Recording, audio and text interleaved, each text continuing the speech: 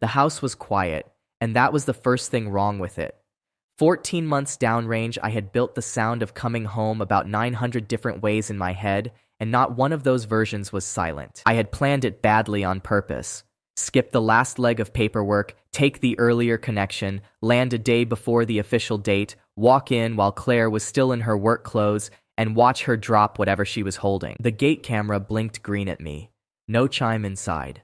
That registered somewhere at the back of my skull, the way a missing sandbag registers on a wall you walk past every day, and I filed it under, "She finally turned that thing off," and kept going. My duffel weighed 40 pounds, and I set it down in the entry like it was full of eggs. That is a soldier's habit, and also, I think, a kind of hope. You want the first sound in your own house to be your wife's voice, not your own gear hitting tile. Her coat was on the hook. Her keys were in the bowl. There was a second set of keys in the bowl too, and I looked at them for maybe half a second before I decided they were the spare set from the garage. Then I heard my father laugh in my kitchen. Victor has a specific laugh. It is short, and it comes down at the end, like he is granting you permission to have been funny. I have heard it at graduations, at award ceremonies, at my mother's wake, and I heard it 12 feet from where I was standing in my own hallway. The kitchen opens off the corridor.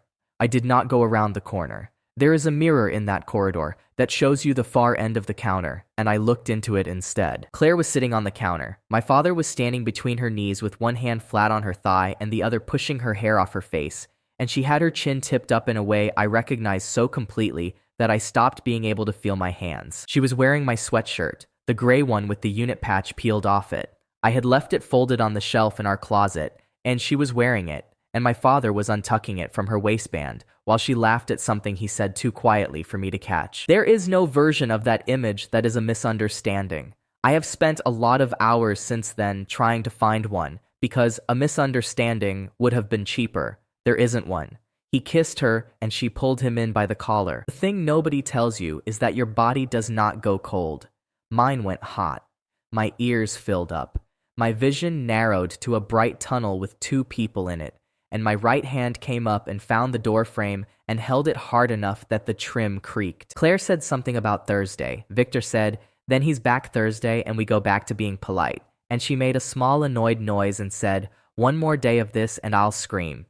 My father told her one more day was nothing, and after that he won't be underfoot long. I heard that clearly, and I want to be exact, because everything I did afterward grew out of that sentence. He said I would not be underfoot long. He did not say how. She did not ask. She said something else, and he answered, and I lost the words in the noise in my own head.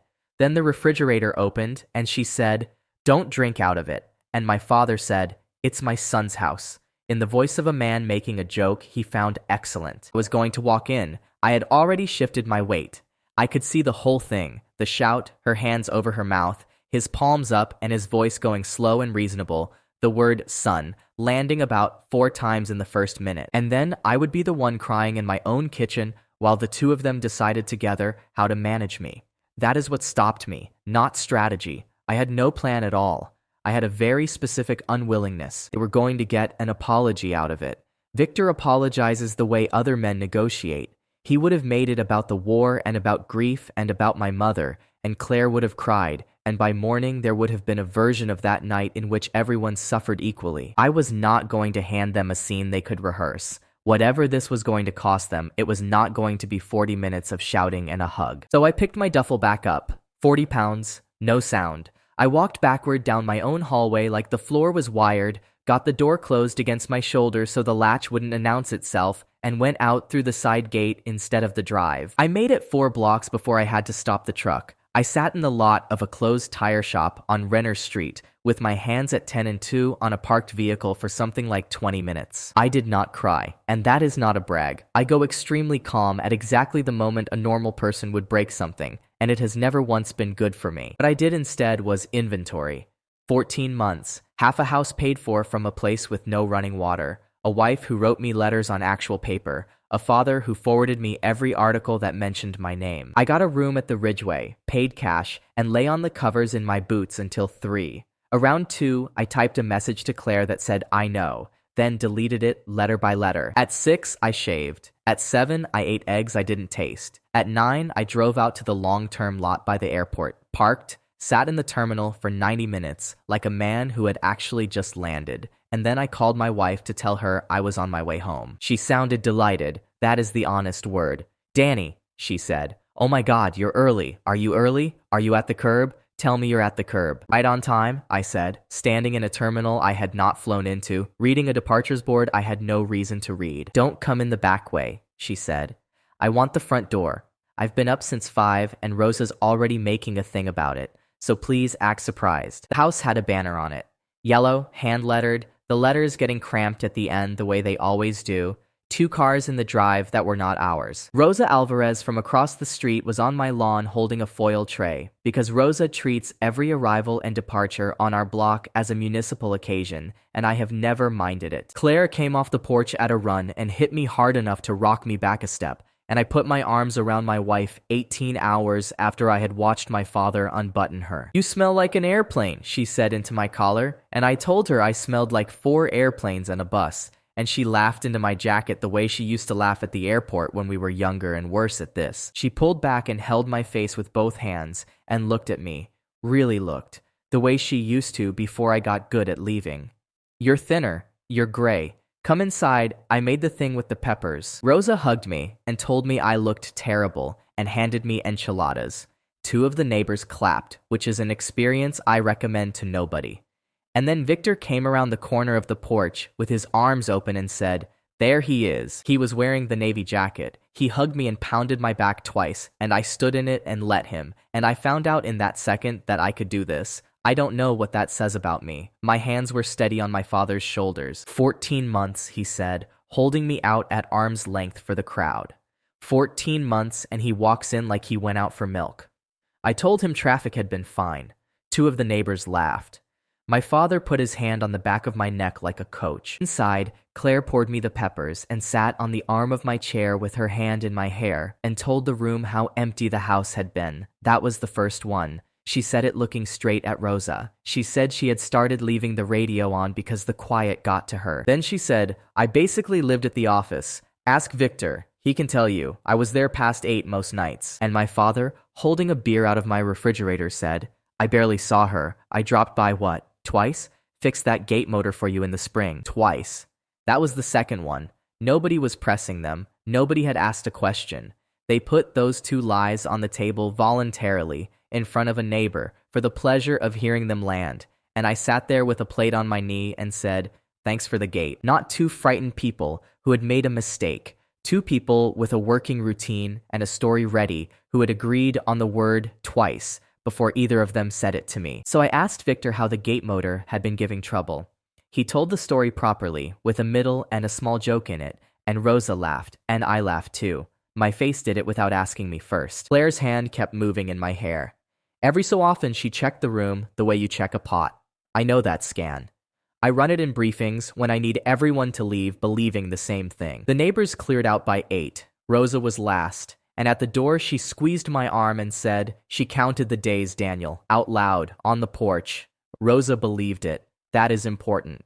Rosa was not lying to me, and that was somehow the worst 30 seconds of the entire day. Then it was the 3 of us, and then it was 2, because Victor put his glass in my sink and said he'd let us have our night.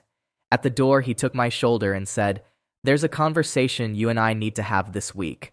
Good things." I said, "Sure." He held on a second longer than the sentence needed.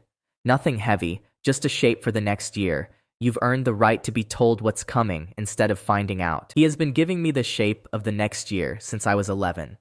I said that would be great, and I watched my father drive off my property, and then I turned around, and my wife was standing in the hallway in that gray sweatshirt. She had put it on, again, not to hurt me. She had no idea. She had put it on because it had become hers in some private way I was not supposed to know about. "Okay," she said, coming down the hall with her arms open. "Everyone's gone, the dishes can rot, you're home. Say something real to me. I don't care how bad it is." And what I found out about myself was this. I could take her hug. I could take my father's hug. What I could not do was go up those stairs. "I'm gonna sleep in the back room," I said, and she stopped with both hands flat on my chest. "What?" "For a while. Not tonight, I mean. For a while. I'm not sleeping right.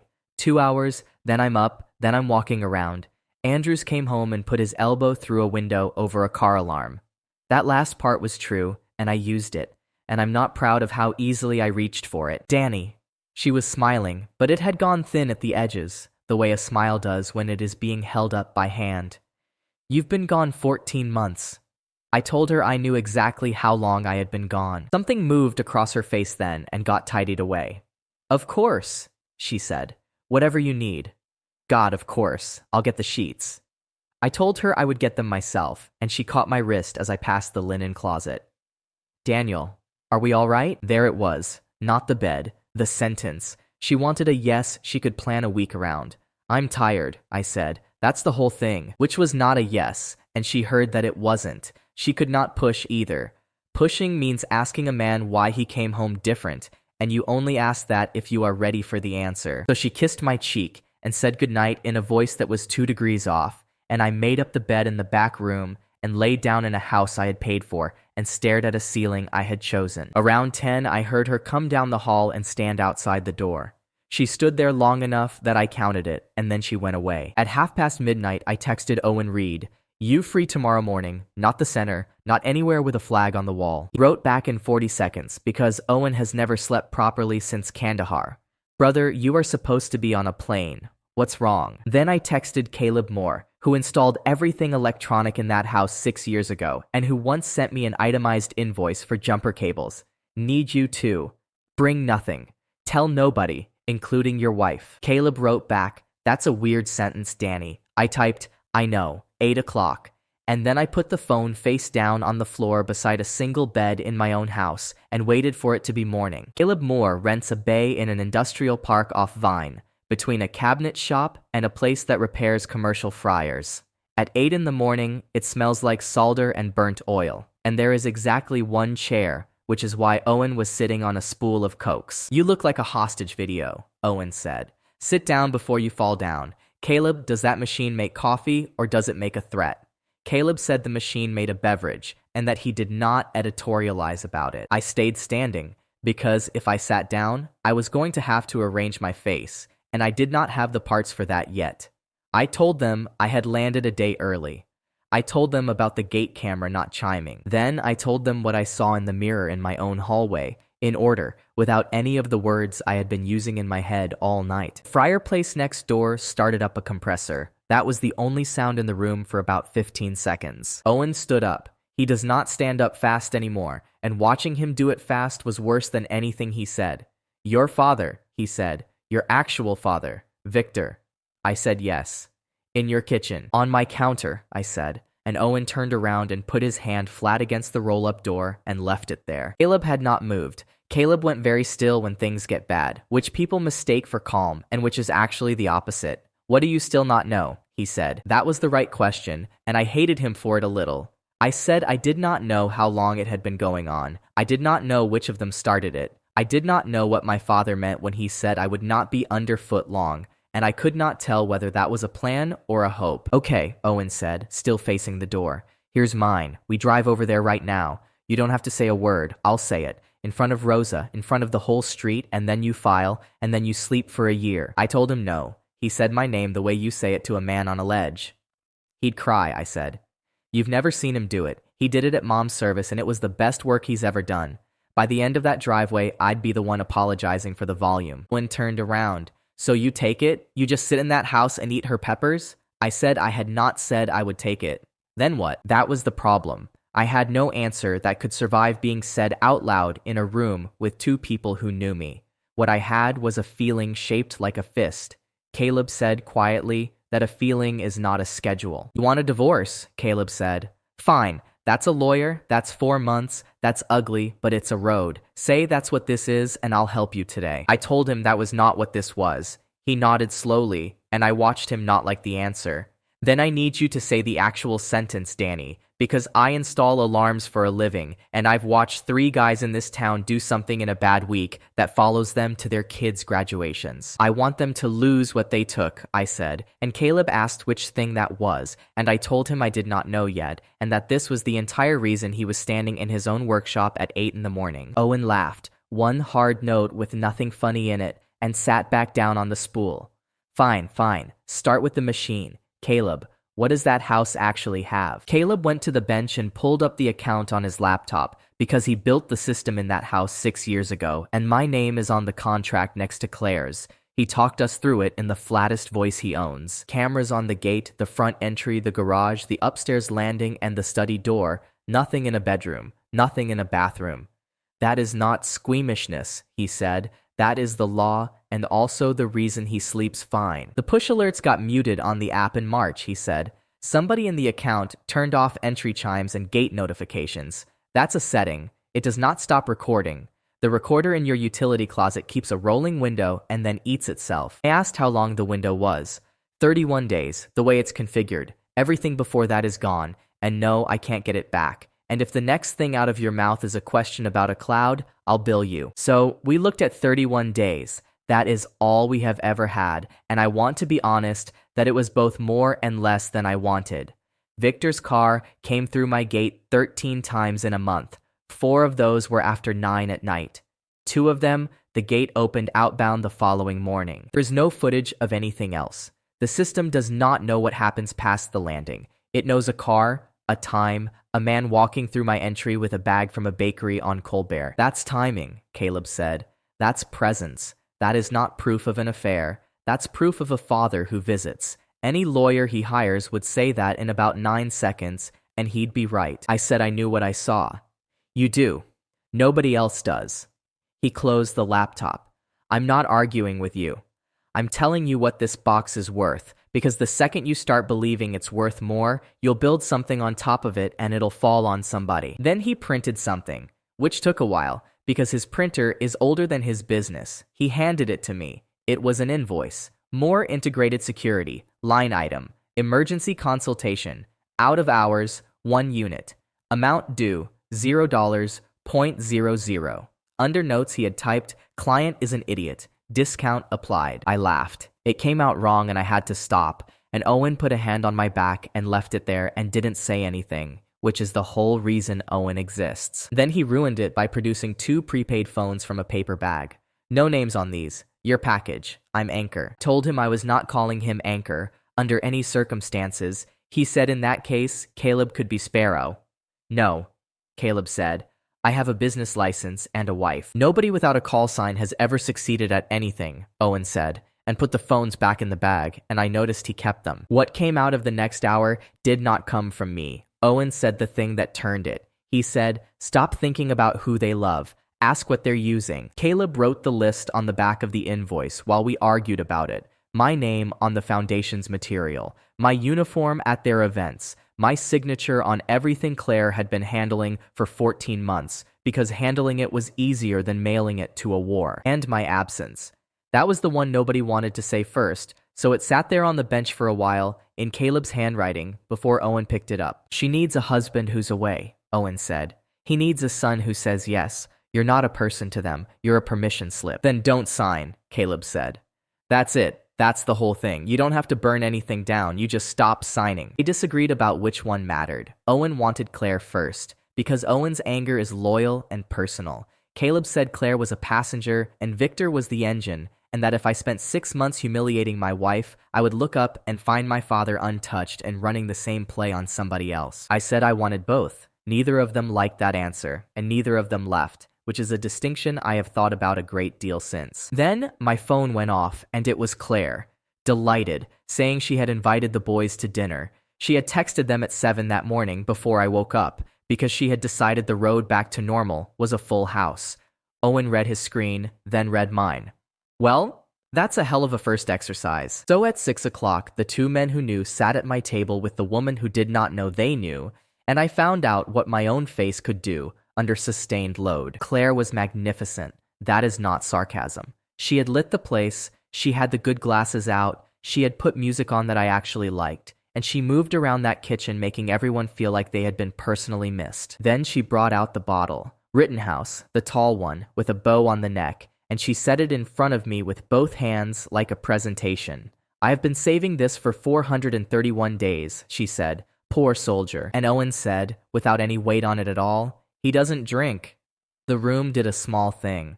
Claire's smile stayed exactly where it was, which is its own kind of tell. He drinks that. He drank that. Owen said. 11 months. Since Ramadi shut down the fuel yard and Perez went home in a bag. He wrote it in a letter. He told me he wrote it in a letter. I had written it in a letter. Page 2, halfway down, between the part about the water and the part about missing her. Claire looked at me, not angry. Something worse than angry, because for about a second and a half, my wife's face had nothing on it at all, and she was looking at me the way you look at a door that used to be a wall. You did write that, she said slowly. You did. God. Danny, I'm so sorry. I read those things 9 times. I don't know how I... And then she picked up the bottle and laughed at herself and said, well, someone drink it. It cost a fortune. And Caleb held out his glass and said, for the sake of the economy. That was the whole thing. 20 seconds.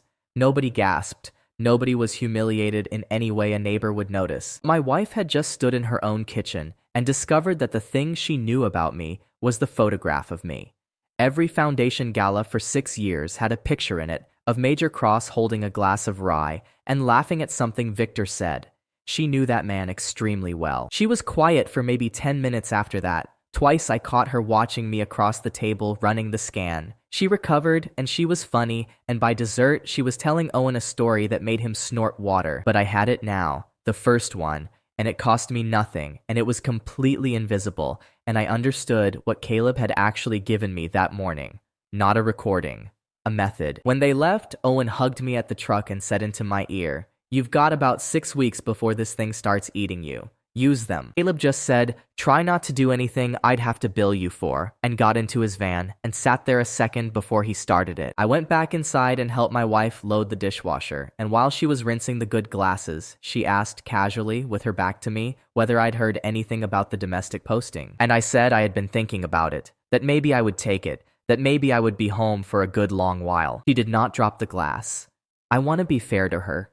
She set it very carefully in the rack, and she said, that's wonderful, and her hand stayed on the faucet a beat too long before she turned it off. Claire waited 2 days before she started steering, which for her is an eternity. She did it over breakfast, with the calendar open on the counter and her reading glasses pushed up into her hair. So the anniversary is the 9th of December, she said. 16 years of the foundation. Dean Walsh is hosting, there'll be press. Before that, there's the Keen dinner, the ribbon thing at the Fulton House, and the Veterans Breakfast on the 20th. I said that was 4 events. That's the ones with your name on them, she said lightly, the way you'd say a grocery list, and then she poured coffee without looking up. Your father mentioned there's an advisory posting attached to the reconstruction package. Overseas, 6 months, maybe 8. He said it's the kind of thing people build a second career on. I ate my eggs. It is a strange skill, eating eggs while your wife builds you an exit. I said I thought I was staying, and she said obviously I was staying, and made a small gesture with the mug. I just don't want you saying no to something at 34 and then thinking about it at 45. That's all. That's literally all. I asked whether she'd be fine with 8 months. I'd be miserable, she said, and she said it beautifully, and she came around the counter and kissed the top of my head. I've had 14 months of practice at miserable. I want to be fair about what that was. It was not a demand. It was a seed, dropped casually enough that if I picked it up, the picking up would be mine. My wife is very good at her job. What I actually noticed was the calendar, not the events, the little gray letters under 3 of them that said confirmed, and the initials in the corner, which were hers. So that afternoon, I sat down with my own email for the first time in 14 months and read it as a stranger. 14 months of being deployed and married looks like this from the inside of an inbox. She had answered everything. Insurance renewals, the property tax appeal, a request from a magazine, a school in Blackridge asking whether Major Cross would talk to a civics class. Most of it was fine. Most of it was a person doing a kindness for a man who was somewhere with bad connectivity and worse things to think about. I have to keep saying that, because otherwise, what she did next sounds like it came out of nowhere. There were 38 items filed in a folder she had labeled Daniel, handled. I read all of them. It took me until the light went orange on the wall. 4 months ago, a woman named Evelyn Shaw, chief executive of something called Horizon Recovery Group, had written to me directly, not to the foundation, to me. She had read 2 of my post-rotation logistics recommendations. One of them, she wrote, had turned up almost verbatim in a state agency's guidance with somebody else's name on it. She had a housing and employment site in Blackridge with a throughput problem she suspected I could see in an afternoon. She asked whether I would consider a paid consulting week when I rotated home. Underneath it, sent 9 hours later, was the reply. Warm, professional, 3 short paragraphs, thanking Ms. Shaw for her interest. It explained that Major Cross's post-deployment commitments were already directed through the Cross Veterans Foundation and wished Horizon every success. Signed, Claire Cross on behalf of Major Daniel Cross. I read it 4 times. My father was not in that email. Claire had not conspired with anyone. She had seen a thing that pointed away from the family and closed it, in 9 hours, in her name and mine, and filed it under handled. I called Caleb that night from the back room and asked him a question with no cameras in it. I asked how many things in my life she could actually do without me. Legally, depends what you signed. I heard him put something down. You did a general power of attorney before you shipped, didn't you? I said everybody does. Everybody does, and then everybody forgets. Then he slowed down, which with Caleb is a warning. Marriage is a relationship. Authorization is a document.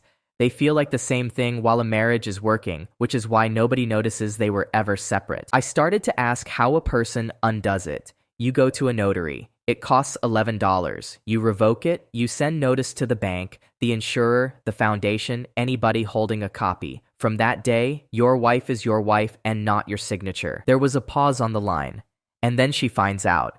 You understand that's the whole event, right? You don't get to do this quietly and also have it mean something. The next morning, I drove to a strip mall on Halstead, where a woman named Deb notarizes documents between selling money orders and shipping packages. It took 19 minutes. She asked if I wanted to keep the pen, and I said no, and she said everybody says no and everybody's wrong, and I took the pen. Then I did the boring part, which is the part nobody puts in a story. Notice to the bank, the credit union, the insurer, the property manager. 1 to the Cross Veterans Foundation, care of its communications director, withdrawing my standing likeness and endorsement release, effective immediately. Copy to Miriam Cross as secretary of the board, because Caleb said a copy to the board is what turns a thing from a mood into a fact. I did not tell Claire. I knew exactly what I was doing, and the reason was not tactics. It was that she had not told me either. It took 9 days to go off, and it went off in a print shop. I know, because she called me from the parking lot of Sherman and Boyd, with her voice pitched 2 notes above where it lives, starting every sentence as a joke. Okay, so, weird one. I'm at the printers with the anniversary program, and Marcus says he can't run the spread with your photo because the release on file has been pulled, which is insane. Can you just call Ruth and tell her it's fine? I told her it wasn't a mistake. The silence was not long. 3 seconds, maybe. What isn't? The release, I said. I pulled it last week. It wasn't Ruth, and it wasn't Marcus at the print shop. You pulled... Daniel, that program has been at proof for a month. It's 40 pages. Your picture is the middle spread, you and your father at the Fulton opening. We built the layout around it. I said then it would be a different layout, and she asked why I would do that. And there it is. The question you cannot answer honestly. So I gave her the true half. I said I was tired of finding out where my face had been. I said if the foundation wanted a photograph of me, somebody could ask me, and I would probably say yes, and the asking would take 4 minutes. That's what I'm doing. That's literally what I'm doing right now. I'm asking you. I said she was asking me in a parking lot because a printer had stopped her. She hung up. She called back 40 seconds later and apologized for hanging up, which is a thing Claire does that I have always found weirdly honest. Then she said, Ruth also said there's a revocation on file of the power of attorney. A car went past on her end. Did you do that too? I said yes. She asked why. I said, because I'm home. I have replayed that sentence more than anything else I said that month, because it was completely true and completely unanswerable. There is no version of, but I liked signing for you, that a person says out loud. Of course, she said, flat and then softer, and then with a small laugh laid over the top of it. That's, of course, that makes total sense. You're home. God, listen to me. She was home in 90 minutes, with the good salad and a bottle of wine and a completely rebuilt attitude. She did not raise it again that night. She also did not sleep, and I know that because I could hear her not sleeping through the wall. Victor arrived on Saturday at 9 in the morning with 2 coffees, which is his version of an ambush. He sat on the back steps. He talked about the gutters. He asked about my knee. He told a story about a colonel in Ramstein I have heard at 3 separate dinners, and I laughed in the right place, because I am my father's son, and I know the choreography. Then he said, Ruth's in a spin about the program. I said I'd heard. I told her to relax. It's a photograph. He turned the cup in his hands. Between us, though, Claire's carrying a lot. She held that house together for over a year, and she's proud, and she does badly when she feels corrected. I said I hadn't corrected her. You revoked a legal instrument 9 days after coming home and let her find out from a print shop.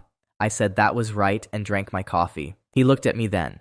Properly. My father has a way of adjusting his estimate of a person and letting you watch it happen, and it is the closest thing to affection he does honestly. You're angry, he said. I'm rested. He said my name in that low corrective register he keeps for briefings. I'm not angry at anybody in this yard, I said, which was not a lie by any measurement available to him at the time. He let it go. That is the thing people never believe about Victor. He does not push when pushing would make the shape of a thing visible. He stood up, put his hand on my shoulder, and told me to come to the breakfast on the 20th. Not as a fixture, just come. I said I'd think about it. That's a no. I told him it was a think about it, and he laughed, and the laugh came down at the end. At the gate, he stopped with his hand on the latch and said, in a completely different voice, "That advisory posting, you should let me tell you about it before somebody else does." I asked who somebody else was.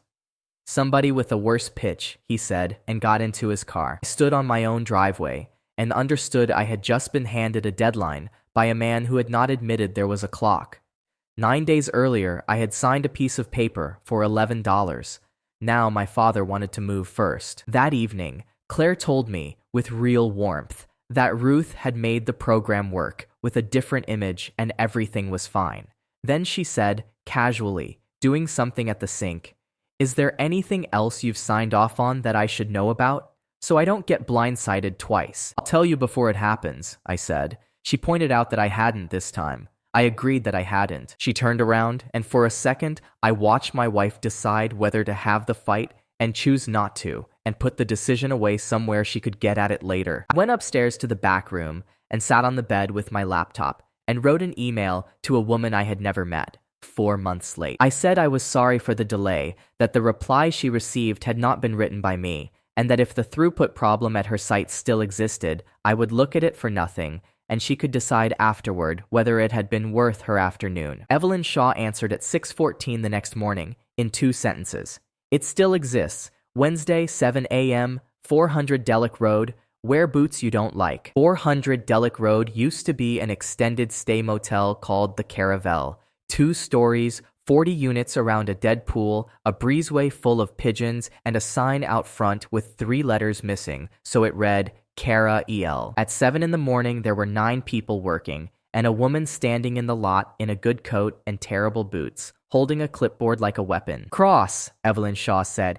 "You're 9 minutes early," which either means you're anxious or you're the kind of man who thinks early is a personality. "Coffee's in the office. Don't drink it." She walked me through the site without slowing down once. 22 units finished, 18 in various stages of gutted.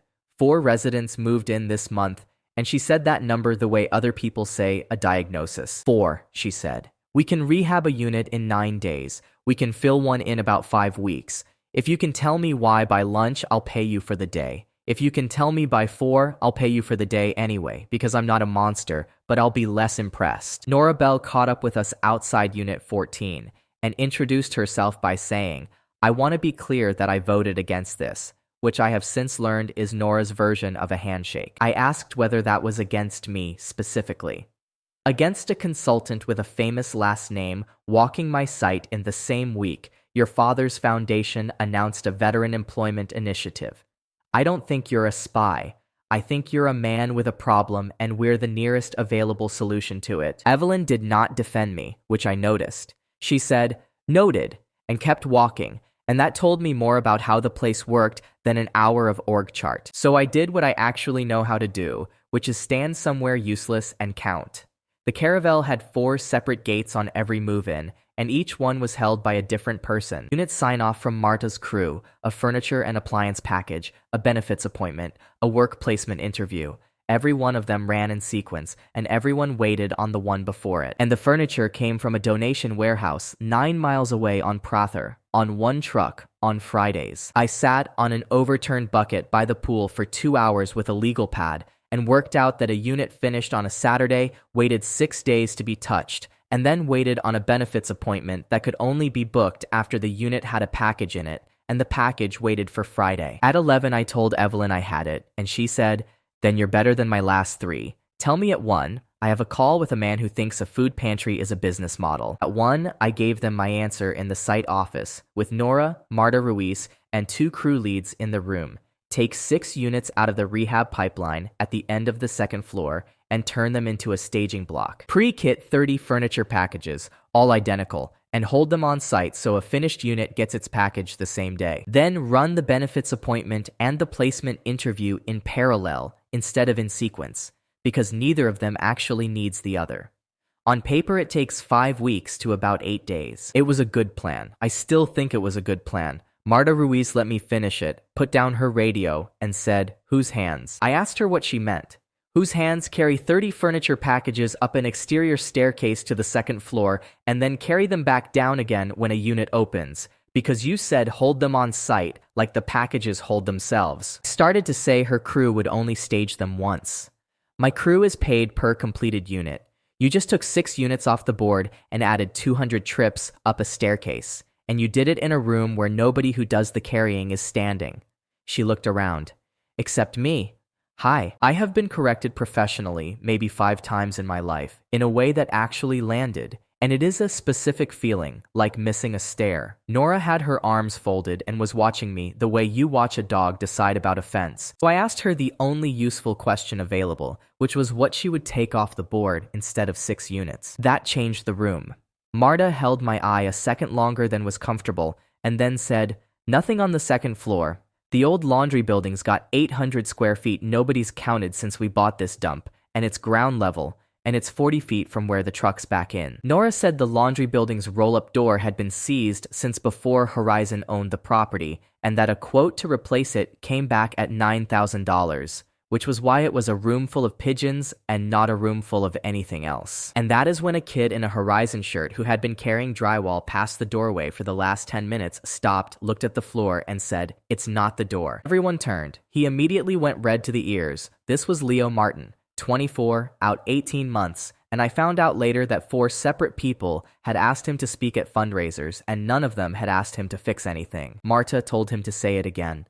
"The door's fine. It's the torsion spring and the bottom track. Somebody hit it with a forklift. That's a spring, a bracket, and about 6 hours. It's not $9,000, it's maybe 400 in parts." He looked at me and then away. "Also, your truck's the actual problem." Nora said the truck ran Fridays. The truck runs Fridays because the lift gate's dead, so it takes 4 guys all day to hand bomb it instead of 1 guy and a pallet jack. It's a hydraulic pump. I priced it in March. Nobody asked me why I priced it. There was a silence in that office that I enjoyed more than almost anything that happened to me that month. Did not use my plan. We used about a third of my plan.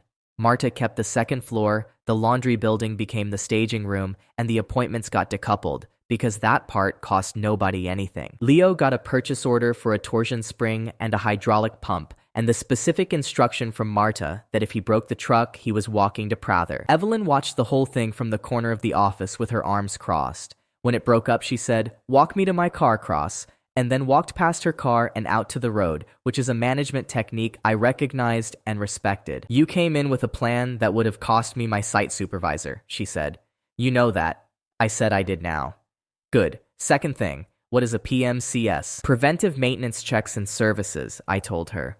"No, it's a personally meaningful coping strategy," she said, "and I'm going to keep doing that until you talk like a person. The people who fund me and the people who live here are never going to learn your alphabet. If you make them, you'll be right and you'll be alone." I told her that was understood. "That's still the alphabet," she said, and I told her fine. I would talk like a person who had never owned a lanyard, and she said we would see. She stopped walking and looked at me with an expression I could not place at the time, and can place now. 3 days a week, paid, trial, 6 weeks, and my operations director keeps you off anything with a signature on it until she says otherwise. That's her condition, not mine, and I'm not overruling it. Nora, who had followed us out and made no attempt to pretend otherwise, said, "You answered her email 4 months late. Why?" I said I hadn't seen it, which was true, and which is also not what she asked. She looked at me for a beat. "Okay," she said, in the tone of a woman filing something. Then she went back inside. I got home at 7:10 with drywall dust in my hair, and there were 4 cars in my driveway, and I remembered the Keen dinner about the same time I remembered my own name. Claire met me in the hallway with a glass of wine already in her hand and an expression that had been assembled at speed. "Thank God. I said you were at the VA. Go change." I asked why she'd said that. "Because you weren't here, and Thomas Keen has been here since 6. She smoothed my collar and looked at what she was smoothing. "What is that? Is that plaster?" I told her it was drywall. "Daniel," she laughed, but it was thin around the edges. "Where were you?" And I had about 4 seconds to decide whether to help her, and I decided not to, and I want to be honest that it was not a moral choice. It was a small, mean pleasure, and I took it. I went in as I was. Boots, dust, the whole thing. 6 people at my dining table, my father at the far end with his hand around a glass, and Thomas Keen, who made his money in truck parts and has never pretended otherwise, taking one look at me and lighting up. "There he is. Claire says you've been at the VA all day." "Job site," I said. "Delic Road, the old Caravel Motel." The table did a small thing, not a gasp. Nobody in Blackridge gasps. It was more like a group of people simultaneously deciding to look at their plates. "Horizon," Keen said. "Shaw's place. They still can't fill those units."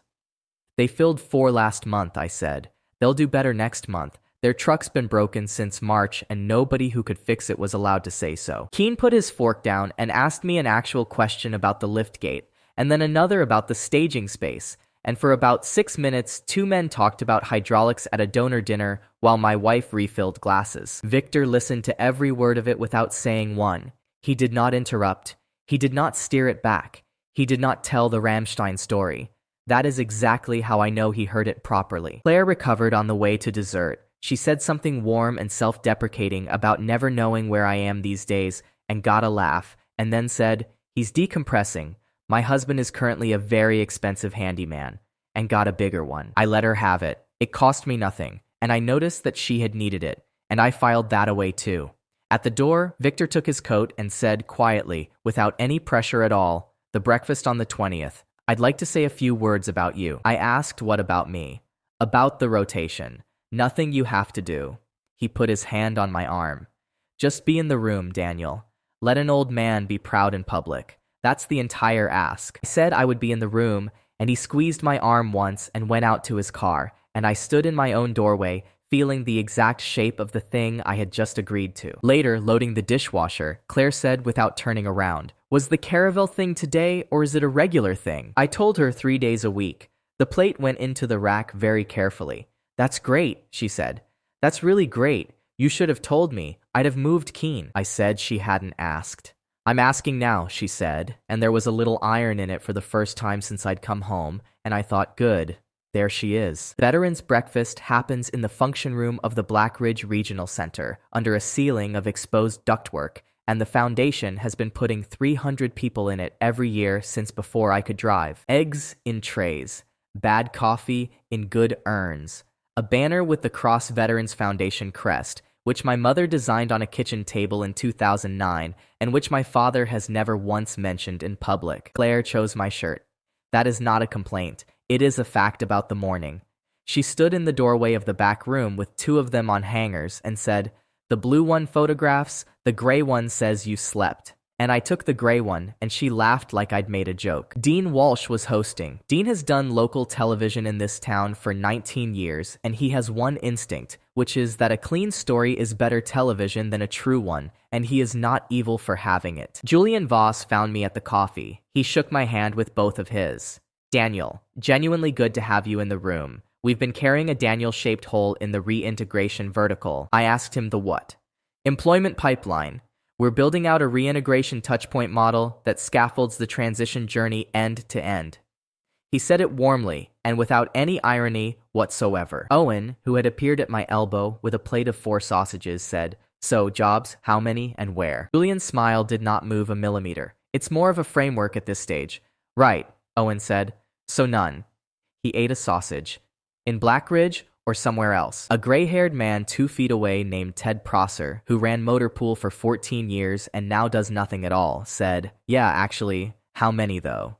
And Julian had to talk about pilots for a while, and I watched the temperature of that little cluster change. That is Owen's actual gift, and he does not know he has it. He is not clever. He asks the question a room has been embarrassed to ask, and then eats. Priya Shah was standing near the doors in uniform with a coffee she was not drinking.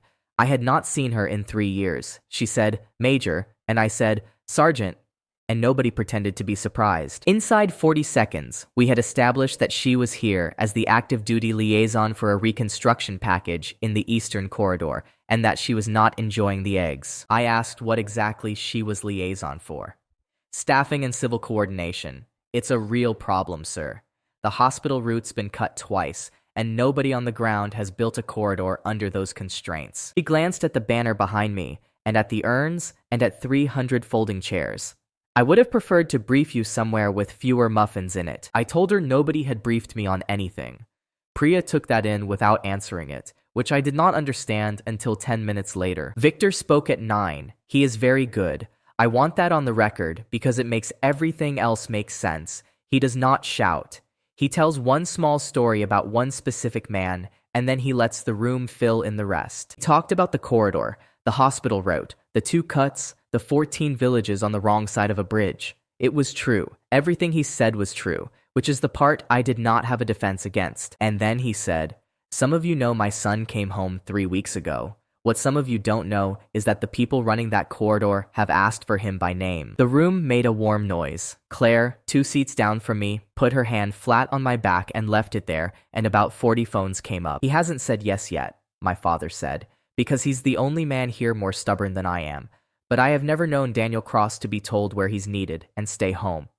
Then he raised his coffee cup and said, "So let's thank him in advance." 300 people applauded me for something I had not agreed to do. I sat there with my wife's hand on my back and clapped along for a few seconds, because the alternative was to sit motionless. Then Dean Walsh came off the side wall with a microphone and a look of enormous kindness and said, "Major, a word?" And there it was. If I said nothing, I had accepted. If I said the true thing badly, I was a bitter man insulting a mission in front of the people who'd have to run it. So I stood up and took the microphone and did not move out from behind the table, because standing up straight in front of a room is my father's language, and I did not want to be speaking it. "2 things, I said. "The corridor's real. Sergeant Shaw's at the back, and she's the one who actually knows what's happening on that route. And if anybody wants to be useful today, talk to her and not to me." That got a small murmur, and Priya, to her enormous credit, did not move a muscle. "Second thing, nobody has asked me. Not the army, not a commander, not a personnel officer." I let that sit for a beat. When somebody with the authority to ask does ask me, I'll give them an answer. I'll give it to them and not to a room with a banner in it. Then, because I could feel the shape of what I'd just done, I added, "Eat the eggs. They're not going to improve." It got a laugh. Not a big one. It got exactly the kind of laugh that lets 300 people decide individually what they just watched. I sat down. Claire's hand was gone from my back. My father was smiling at me from the front of the room with an expression I had seen him use on colonels. Then a man near the middle stood up, one of the older ones, and said, "General, you said they asked for him by name. Who's they?" Victor said the request had come through people he trusted, and that he wouldn't say more than that in a room with press in it, which is a genuinely excellent answer, and which is also not an answer. And Priya Shah, who had been asked nothing and had every reason to stay quiet, put her coffee down and said, "Sir, I can speak to the staffing." The room turned. I want to be precise here because a lot of people have since told me a version of this that is more dramatic than what happened. She did not denounce anybody. She said this flatly in about 30 seconds. "The package needs an officer who's run distribution under interdiction with civilian agencies in the loop. 3 in the region have done it. 2 are committed elsewhere. Major Cross is the 3rd. A pause. "He is not the only qualified person. He is the only uncommitted one. Those are different problems, and if we keep calling the second one the first one, we are going to staff this badly." Somebody said "hooah" in a completely sincere way, and it landed strangely. Priya sat down.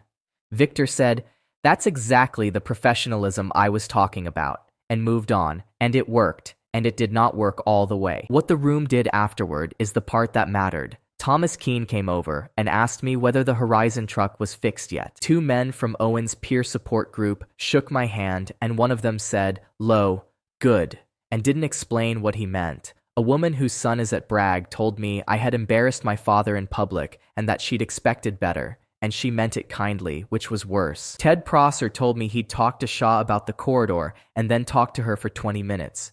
2 donors avoided my end of the table entirely, and Dean Walsh got what he needed for the segment out of Victor's story about the 14 villages and cut the rest because the rest was complicated. Miriam Cross caught me by the coat rack. My aunt is 62 and has been protecting the Cross name since before there was a foundation to hang it on, and she did not look angry. "Well," she said, "that was ugly." I said it had been accurate. "It was both. Those aren't opposites." She adjusted her scarf. "Your father overstepped and you corrected him in front of donors, and by Thursday everybody will have decided it was a family disagreement, which it is. Let it be that, Daniel." I asked what happened if it wasn't that. "Then bring me something other than a mood," Miriam said.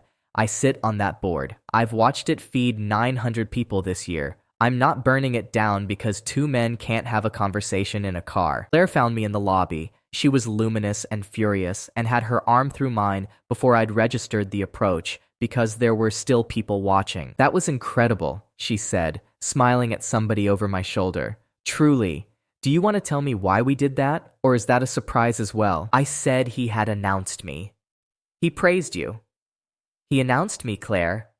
I kept my face pleasant because 2 women from the auxiliary were coming past. "There's a difference, and you know exactly what it is, because knowing that difference is your entire profession." She let go of my arm, just for a second, then took it back. "Okay," she said quietly. "Okay, that's fair. I'll talk to him." And there it was again, the thing I kept catching that month. My wife choosing in real time not to have the fight and putting it somewhere. Victor caught me in the lot with my keys in my hand. He was not angry either. That is the thing about my father that took me 34 years to see. He does not waste anger on a thing he can still fix. "That was a good instinct, badly used," he said. I asked him which part. "You were right that nobody's asked you." He put his hands in his coat pockets and looked out at the road. "So, I'll fix that. I'll call Malcolm Grant this afternoon and tell him to stop being polite about it and put it through properly. If it's real, you'll get a real request from a real officer, and then you can answer a person instead of a banner, which is what you said you wanted." I stood there in a parking lot holding my car keys and understood that I had just been outmaneuvered by my own sentence. I asked him if he would really do that. "Daniel," he said, "you asked to be asked." He clapped my shoulder twice.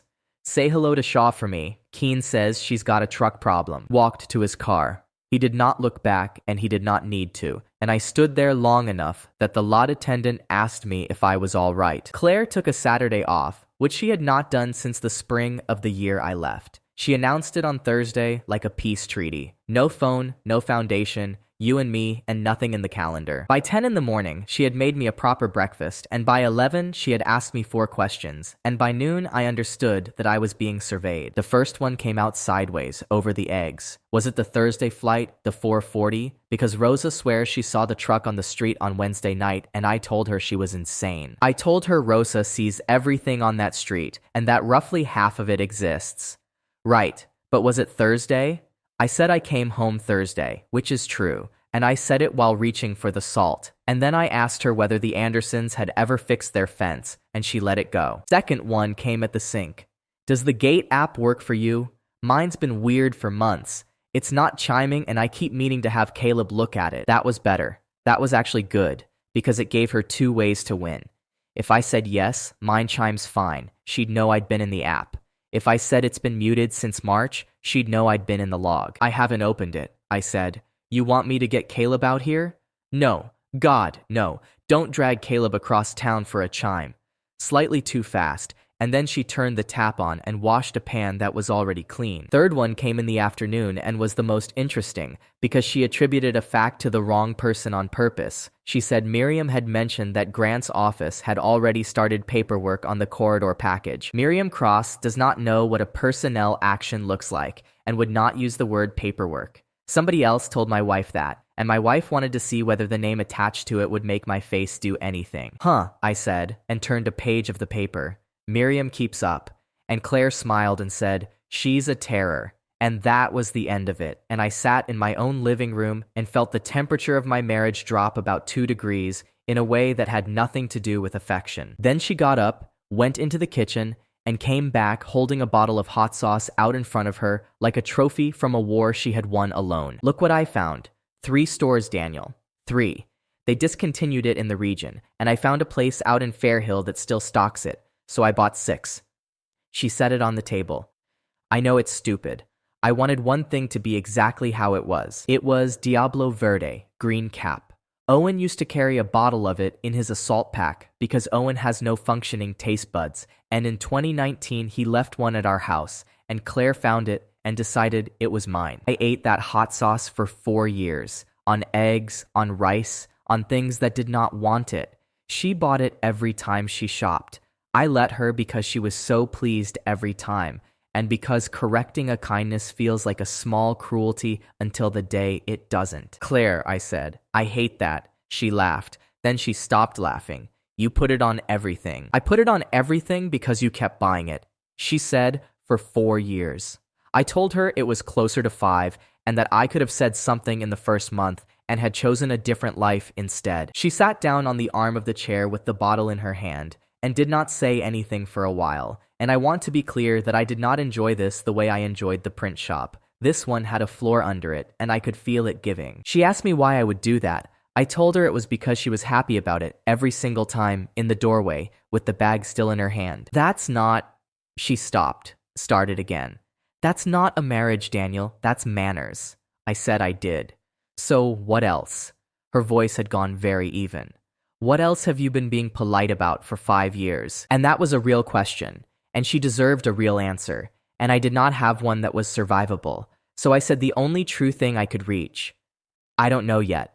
I'm finding out. She put the bottle down on the table, carefully, the way she puts down a plate she's decided not to break. Then she went upstairs and came back 20 minutes later, having redone her face, and we watched half a film, and she fell asleep against my shoulder, and I sat there for 2 hours not moving. That is the part nobody warns you about. You can hold the whole thing in your chest and still not want to wake somebody up. On Monday, she came home with a folder and the good energy back, and I knew the shape of it before she opened her mouth. Home front, she said. It's Dean's people. It's a 4-part thing on military families in the region, and they want to lead with us. 2 hours of shooting, here, the porch, the kitchen, maybe the ring. I said the ring. They want the story about you mailing it back from Kandahar to be resized. She was standing, holding the folder against her chest with both arms. Danny, this one's mine. This isn't a foundation thing. This is my actual work, and it runs regionally, and it's the segment I've wanted for 3 years. I said no. She blinked. No to the ring? I said no to the segment. Daniel, it's 2 hours. It's a photograph of a marriage, I said. And I'm not standing on my own porch pretending to be in one for a camera crew. I heard it come out of my mouth, and I heard how close it went. Her face did something and got caught, and she chose, again, not to ask the question underneath it. I watched her do it. She repeated the word pretending back at me, quietly, like she was checking it for damage. Performing. I've been performing since I got off the plane, Claire. Everyone wants a photograph of me. My father wants one, the foundation wants one, and now television wants one. And I've got nothing left in me for that. Which was true. Every word of that was true, and I used all of it as cover, and that is the closest I have ever come to feeling like my father. She said, okay. Then, after a moment, with her chin up, can I do it without you? Just me? Spouse sighed. That's still a segment. Do whatever you want, I said. You don't need my permission for any of it. I let a beat go by.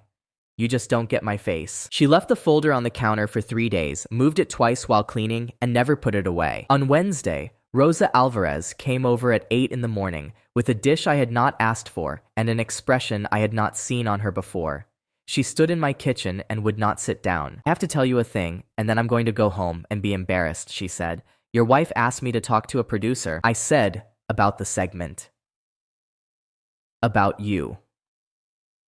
Rosa is 58, has raised 2 boys alone through 3 deployments, and does not enjoy drama, which is exactly why what she said next mattered. She asked if I'd tell them about the night you were out in the driveway at 3 in the morning, shouting. She said I told her about it. I put the coffee down and asked when this night was supposed to have been. That's exactly what I said. Rosa's chin came up. I told her, Claire, I never saw that. I've never seen Daniel raise his voice at anything but that dog. And she said, oh, maybe it was Marlene, maybe I'm mixing it up, and laughed and changed the subject. Neither of us said anything for a second. The refrigerator hummed. Outside, somebody's sprinkler came on. I'm not calling her a liar, Rosa said. I'm telling you what I was asked, and that I said no. I'd have said no about you as fast as I said no about her. I don't put my name on things I didn't see. And she said, eat that while it's hot, and left. And I sat down on my own kitchen floor with my back against the cabinet for about 90 seconds, which is not a thing I do. Here is what I understood, sitting there. My wife had reached for a story about a man coming home wrong. Not a big story. A small, kind, deniable one. The kind that gets repeated at a party by people who mean well. She had gone looking for a witness, and the witness had said no. She had not done it because she knew I knew. She had done it because she could feel something moving, and she wanted a floor under her before it arrived. That is not a defense of her. It is just what it was. That night she came home late, and I was in the kitchen, and she stopped in the doorway with her keys in her hand and held my eye a second too long. I told her Rosa had come by.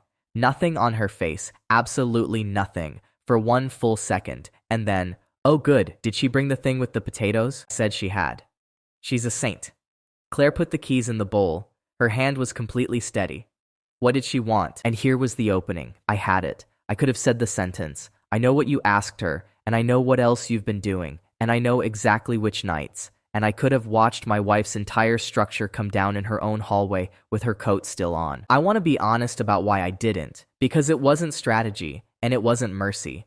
It was that I could see the next 4 hours from there, and every single version of them ended with her crying and me holding her. She wanted to know if we're all right, I said. Claire looked at me across 9 feet of kitchen. What did you tell her? I said I told her that Rosa is the only person in this town who asks me that and then waits for the answer. Something went through her face. It was not guilt exactly, and I will not pretend I could read it. She said, that's not fair. And I said, no. And neither of us moved. Then her phone went off on the counter between us, face up, and we both looked at it. And it was the Foundation group thread, and the message was from Julian Voss, and it said the release had gone out and asked whether they should push it to the Keene committee tonight or in the morning. Claire picked it up before I could read further, but I'd had it long enough. She scrolled, and her expression rearranged itself into something professional and slightly delighted. Well, your father's given Julian the employment initiative, all of it. Strategy director, front of the room, his name on the proposal. I asked since when. Since about 4 o'clock. He was already typing. He's putting Julian up against Horizon at the Keene Coalition. Both proposals, same room, one decision. She looked up, and I would swear the look was pity. Danny, did you know that was coming? I said no. No, she agreed, and she said it gently, which was somehow the worst part. And then she went upstairs to make a phone call with the door shut. The Keene Coalition is 9 people who meet in the upstairs room of a truck parts warehouse on Cordell because Thomas Keene refuses to rent a hotel ballroom for a thing that can be done over folding tables. They had one decision to make: where to put a block of employment money, $1.5 million across 2 years, plus hiring commitments from member businesses. 2 proposals, same room, same afternoon. Evelyn spent 4 days building hours, and let me argue with her for 2 of them. On the Tuesday, she threw my second draft in the recycling in front of Nora and said, this is a plan written by a man who wants to win a fight with someone who isn't in the room. I said it was accurate. It's a list of things the Foundation does badly. Nobody funds a critique cross. Marta. Tell him. Marta Ruiz, who had come in to complain about a delivery and stayed for the entertainment, said, if somebody came in here and told me my crew was slow, I wouldn't hire them. I'd hit them with a level. So we rebuilt it around what the Caravel could actually do, which by then was not nothing. The liftgate worked. Leo had done it in a day and a half and then rebuilt the laundry building door for $411. The staging room had 30 packages in it, stacked and labeled by Marta. We had filled 11 units that month instead of 4, and nobody had carried anything up a staircase to do it. 11 is a small number. It is a very good small number, and it is still a small number, and I knew that walking into Cordell Street. Julian Voss went first, and he was excellent. I want to be careful here because for 2 weeks I'd been carrying around a picture of Julian as a man who makes slides. He made slides. He also had 41 member employers, statewide brand recognition, a case management team of 9, and a wage subsidy structure that could put 110 people into jobs inside 8 months. He brought 3 of them with him, not to speak, just to sit at the back in work clothes on their lunch break, because Julian understood that a room full of donors does the math differently when the math is sitting behind them eating a sandwich. I raised the retention problem because it is real. I said a placement isn't a job, that the number that matters is who's still working at 90 days, and that the foundation had never published one. Julian said, page 11, and it was on page 11.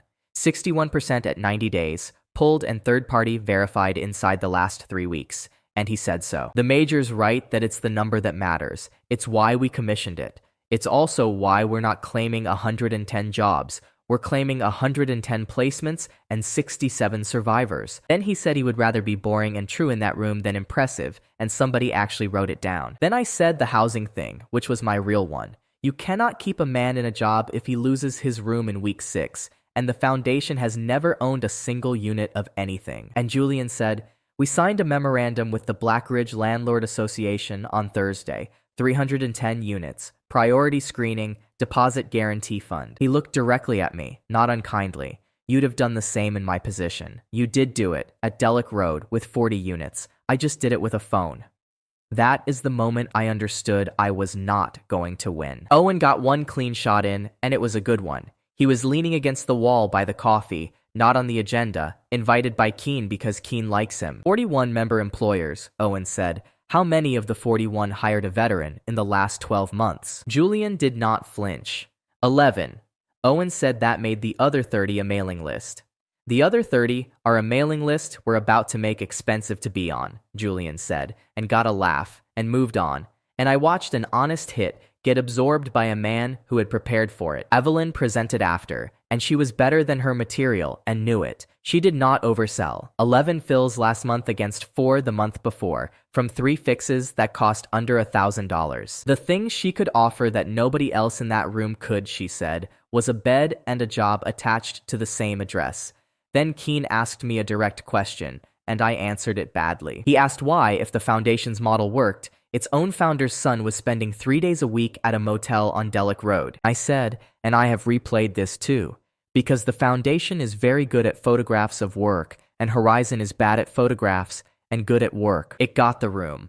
For about 1.5 seconds, it absolutely got the room. And then I watched it land wrong on the 3 men to Keane's left, who have all been photographed with my father, and one of whom paid for a program that fed people this winter. Miriam Cross was sitting down the table with the board packet in front of her. She did not look up. She wrote something down, and that was worse than a reaction. Julian, to his enormous credit, did not counterattack. He said, I'd take that seriously if it came from somebody who wasn't currently having a disagreement with his father in public. Then he said, sorry, that was cheap. It was cheap.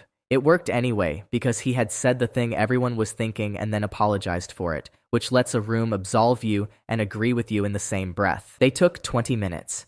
They gave Julian $1,100,000 and Horizon $400, contingent on a 6-month outcome review. Keane shook my hand on the stairs and said, that was a good site visit and a bad afternoon, son. You want to be right or you want the money? And went to find his coat. Outside in the yard, my father was leaning against Julian's car.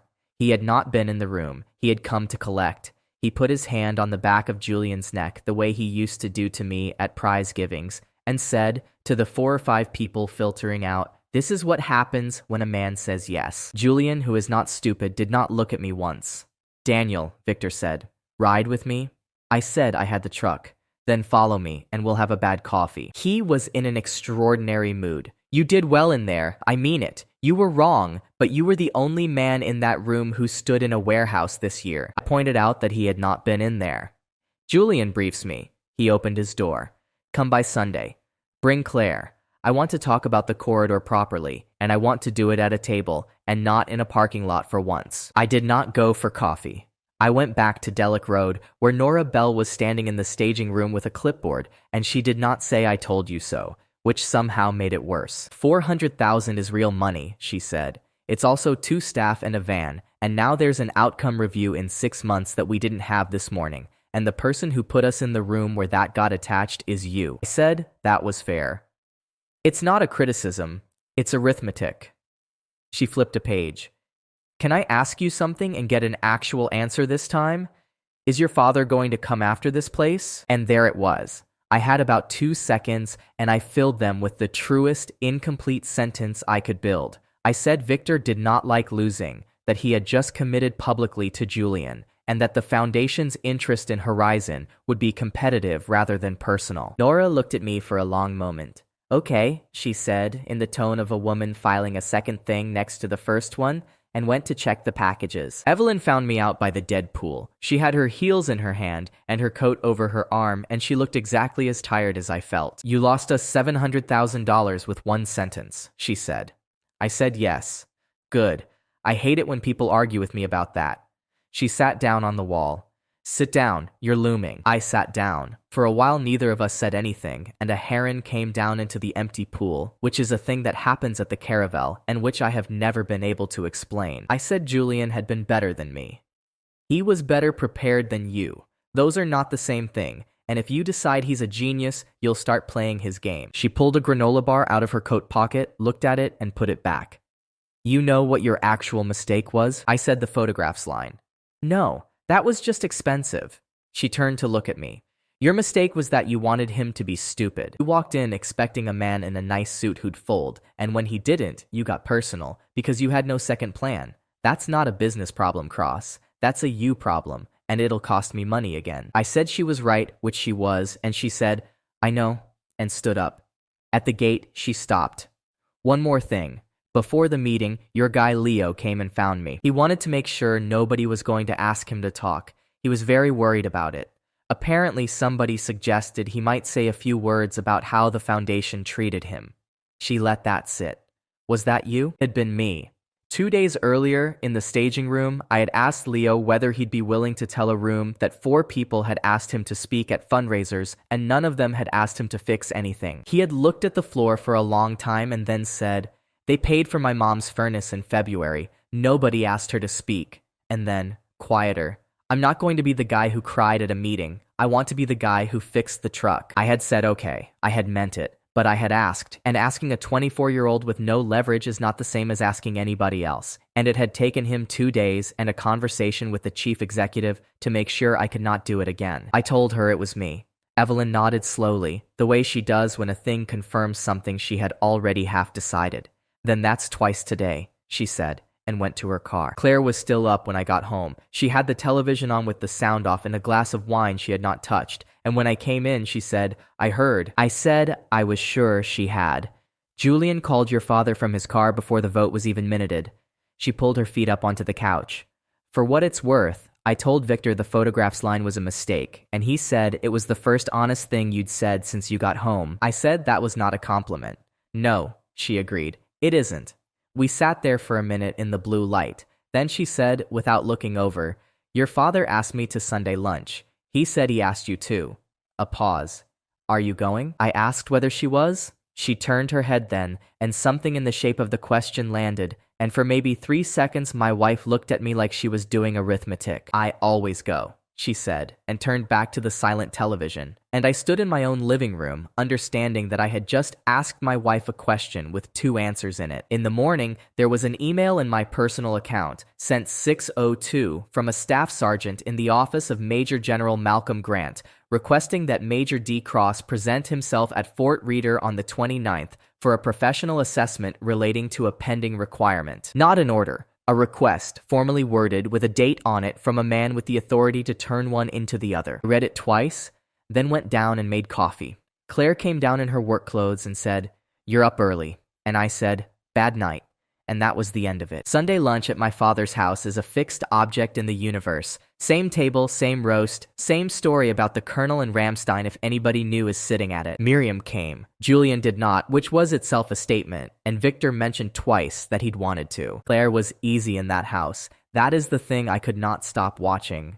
She got up to clear, went to the second drawer down on the left for the serving spoons without breaking her sentence. Then she put the good knives in the rack with the handles facing out, which is how my mother did it and how nobody has done it in that kitchen for 6 years. I sat with a plate in front of me and did the arithmetic on how many hours it takes to learn a kitchen that well. Victor pitched the corridor over the roast. He did it properly. He drew the bridge on a napkin, he named the 14 villages, and he said the thing he had clearly been saving, which was, Malcolm's asked you in on the 29th. That's a courtesy, Daniel. He doesn't do assessments. I asked how he knew Grant had asked me. Because he told me he was going to.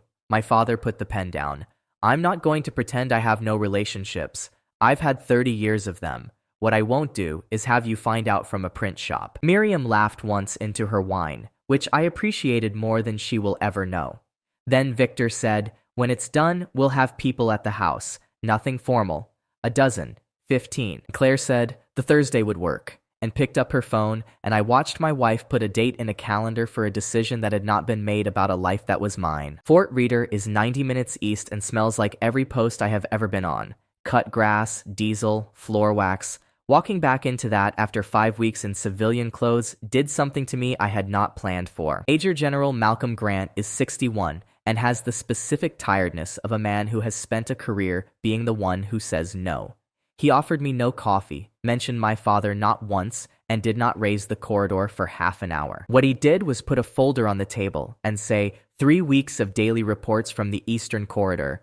2 convoys turned back. Tell me why. I asked whether this was an assessment or a problem.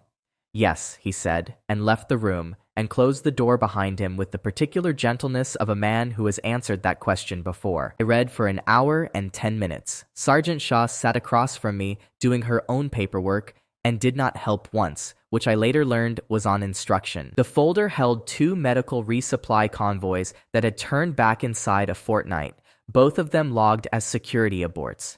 There was a staff annex about escort availability and a request for 2 more vehicles. But the timestamps were wrong for that. Both turnbacks happened at the receiving end, not on the road, and both happened between 11 and 1. Both receiving clinics were run by the same civilian network. That network's staff rota runs a 9-day cycle because it was built by people rotating volunteers and not by anybody who owns a calendar. 9 days does not line up with a 7-day convoy schedule. Every 9th day, the trucks arrive at a clinic with 2 people in it and no cold storage authorization, and nobody signs, and the load turns around. Then somebody writes security on the form, because nobody was there does not survive being sent up a chain. Put it on 1 page.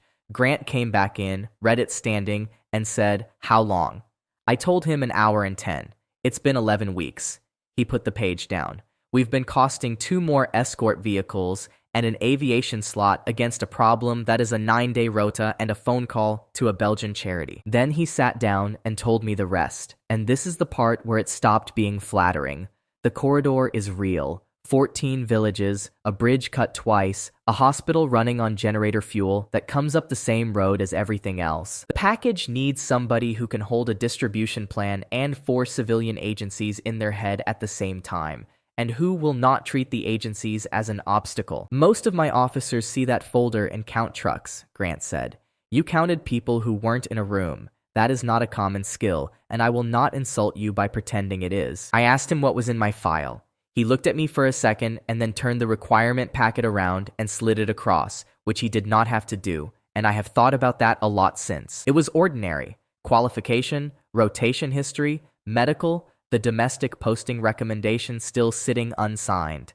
And then, under availability, a line that said the officer had no dependent care or employment obstacle to an extended assignment, and a source note. Source note was a conversation. Date, name, 1 line. Cross, V, Lieutenant General, retired. I read it twice, and my face did nothing, because I have had 34 years of practice at that in front of exactly this class of person. Your father provided a character and availability statement, Grant said. That is normal. Retired officers do it constantly, and half the time it is the only reason a good man gets looked at. I said he had told them I had no employment obstacle. Do you? I've got a paid trial with a civilian organization and a 6-month outcome review attached to it, I said. Whether that's an obstacle is above me, but nobody asked me the question. He answered it for me. Grant said, noted, and wrote something. Noted from that man is not nothing. It is also not a rescue. Then Priya Shah, who had said nothing for 2 hours, put her pen down. Sir, permission to say something that isn't about Major Cross. Grant told her to go ahead. The turnbacks are a 9-day rota, which means the corridor's worst recent failure was a calendar problem that an officer found in a folder in 70 minutes. She kept her voice completely level. I'm not saying anyone else in this command would have caught it. I'm saying if what we need is a habit of looking, we should find out whether the habit is teachable before we build a package around one man being here. Grant asked what happened if it wasn't teachable. Then we've lost 3 weeks and we're where we are now, sir. And if it is, we've stopped having a single point of failure on a route that gets cut. Grant looked at her for a while. Then he said, "Put that in writing, Sergeant. Not a memo. 2 pages, what you'd actually do." Nobody won anything in that room.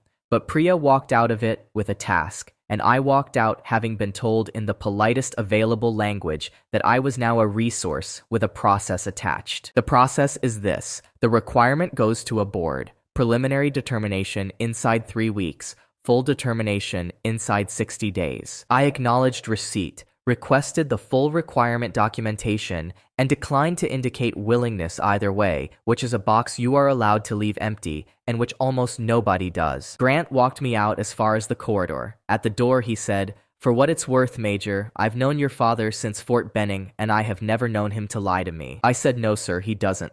That's what I said. "He arranges the room so he doesn't have to," I said. Grant did not answer that, and I had not expected him to. I drove straight to Delic Road and found Evelyn in the site office arguing with somebody about a water heater. I told her about the review. I told her there was a live military requirement, that it had a real operational basis, that I could be looking at a preliminary determination in 3 weeks and an assignment in 2 months, and that she needed to know before she built anything on me. She repeated the 2 months back at me. 60 days for the full board, I said. Could be nothing. Could be a plane and a duffel and a Tuesday. She put the phone down on the desk and sat back. "Okay, why now? You've been out 5 weeks.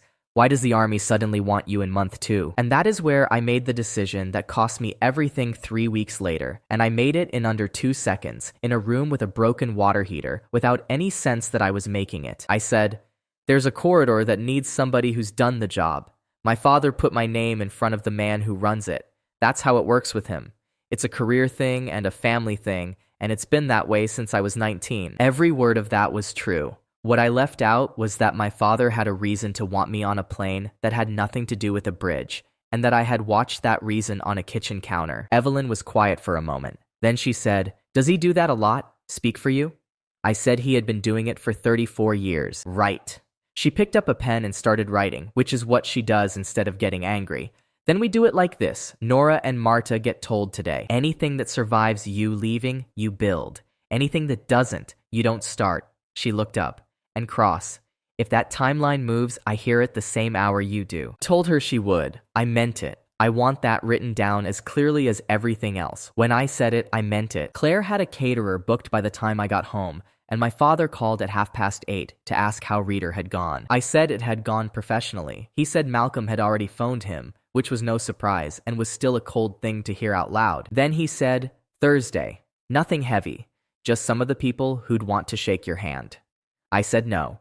There was a pause on the line, long enough that I could hear his television going in the other room. "No? There's no decision to celebrate," I said. "There's a board and a 60-day clock. If you put 15 people in your house on Thursday, every one of them walks out having heard I'm going, and by Sunday, that's a fact in this town, and I'll be answering it for 2 months." He said nobody would say that. "You'd say that. You'd say it kindly, and you'd say it in the first 10 minutes. I let that sit for exactly 1 beat. Cancel it, or hold it without me. Either's fine, but I'm not standing in your living room being thanked for a thing that hasn't happened. Not twice." My father did not raise his voice. He never does. He said, "That's a hell of a way to talk to me." And I said, "It's the same way you talk to everybody." And there was a silence, and then he said, "Good night, Daniel," and hung up. Claire came down 20 minutes later with her laptop under her arm and said, "Your father just canceled Thursday." I said I knew. "He said you asked him to." I said I had. She stood there in the doorway for a while, holding her laptop against her chest. Then she said, "You've never done that," and went back upstairs. Sat in the kitchen with the light off and understood that I had just spent something I could not get back, that it had been worth spending, and that neither of those facts made me feel any better about it. Horizon's open day was Evelyn's idea and Nora's nightmare, and it existed for one reason. The $400,000 had a 6-month outcome review attached, and reviews get decided by people who have seen a thing with their own eyes. So we took a Saturday, the 11th, and invited everyone with a reason to care. The Landlord Association, 2 of Keen's member employers, the county benefits office. Nobody's cutting a ribbon, Evelyn said. It's a work day with visitors in it. The foundation answered on Thursday, not with a statement, but with a calendar. Julian's employment initiative announced a benefits and hiring day at the regional center. Same Saturday, 9 to 3. 22 member employers, county claims officers, a notary, and lunch. He moved the anniversary that week, too. The 9th became the 6th of December, a bigger room at the Whitlock, and a 2-paragraph letter to donors about scheduling. It would be simpler to tell this if that event had been hollow. It was not. A man who needed a job and a man who needed a claim filed could get both in one building on one bus ride, and that is not a small thing. Then Victor did the thing that told me he had actually thought about it. The foundation announced publicly and warmly that it would run a bus out to Delic Road at 10 and again at noon so Horizons residents could attend the hiring day at no cost. Evelyn read that on her phone in the staging room and said one word I will not write down. Then she said, "Well, he's good." Nora said we should decline. Marta said we should decline and also key his car. Leo kept sorting bracket screws. 4 of our residents don't have work, Evelyn said. One of them has been to 9 interviews since March. If I tell that man he can't get on a bus because I'm in a fight with a charity, then I'm the exact thing I keep telling rooms I'm not. So we accepted, in writing, warmly. Julian's office had it in a release inside the hour, and my father got a photograph of Horizon residents boarding a Cross Veterans Foundation bus. That was what the day cost before it started. I called Owen that night and asked him to put the word out, and he said no before I finished the sentence. I said I wasn't asking him to organize anything. He said that was precisely what I was asking, and that he'd had his answer ready for 3 days. I've got 140 guys in my phone. They pick up because in 6 years I've never used it for anything but a ride to the VA. I call 10 of them and say, "Come stand in a parking lot for my friend, and I'm your father with worse hair." I said it was not the same thing. It's the identical thing at a smaller scale, and scale is the only difference anybody has ever managed. Then quieter. And if it goes badly, you'll have spent them for nothing, and I'll have done the spending. What he would do, he said, was pin one sheet of paper on the board at the center. Address, time, what the work was. No names on it, not his and not mine. That was Wednesday. By Friday, in the service of not organizing anything, Owen had produced a laminated parking diagram, 30 bottles of water in a cooler borrowed from a church, an empty clipboard, and a printed rule forbidding anyone to use my name in a sentence containing the word father. He put the rule in the cooler, under the water, where a man would find it looking for something else. "You laminated a parking plan," Caleb said on speaker, "for an event you refused to attend." Owen said it was for emergencies. Caleb asked what emergency.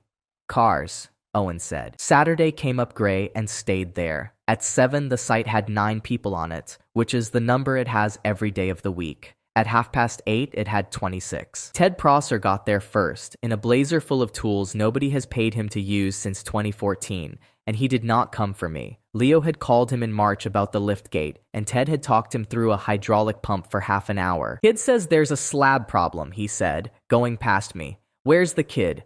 2 men from Owen's peer group came together and stood by the cooler 10 minutes deciding whether to stay, then took a wall between them and did not stop until 2. Curtis Van found me by the empty pool at 9 and said he was going to the fair instead because 22 employers and a notary were in one building and the ride was free. 4 months out and I've got a girl starting kindergarten. No disrespect to whatever this is. I told him there was no disrespect available, and that if the fair got him hired, I'd call it a good day.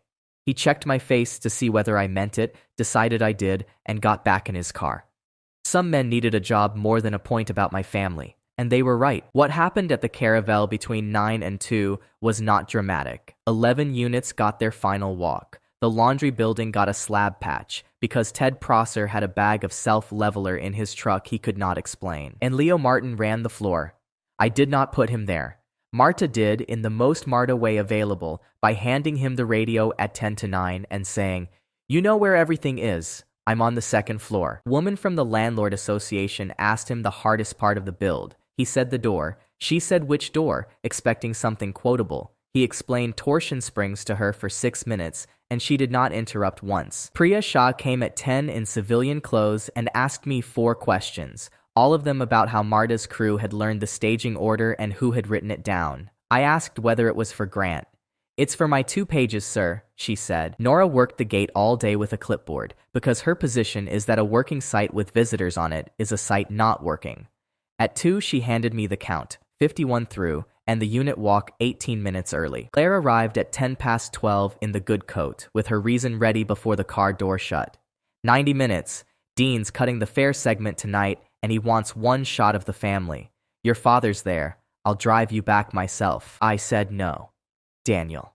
She looked past me at a motel with an empty pool in it and a man carrying a toilet across the lot. You are standing on a construction site on a Saturday to avoid a photograph. Do you hear how that sounds? I said I heard it precisely, and that I had 11 units to walk. Then Evelyn came out of the site office with a phone held flat against her chest and said, "Cross, no." I asked no to what? The 2 ground floor units on the end. You told Marta to hold them for the men from the peer group. She stopped 6 feet short and did not lower her voice for my wife.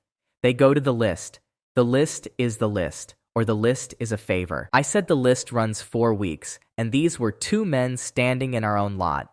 Then they go to the top of it in writing, with the reason on the form, and Nora signs it, and anybody can read it in 6 months when Keen's review asks how we allocate. I said she was right. I know, it's my company. Then she turned, put her hand out and said, "Evelyn Shaw, you're Claire." And my wife, who had driven out there with a script, found that not 1 line of it fit. Claire said something generous about the site. Evelyn said the site was a motel with a fresh coat on it and would be a motel with a fresh coat on it for another year.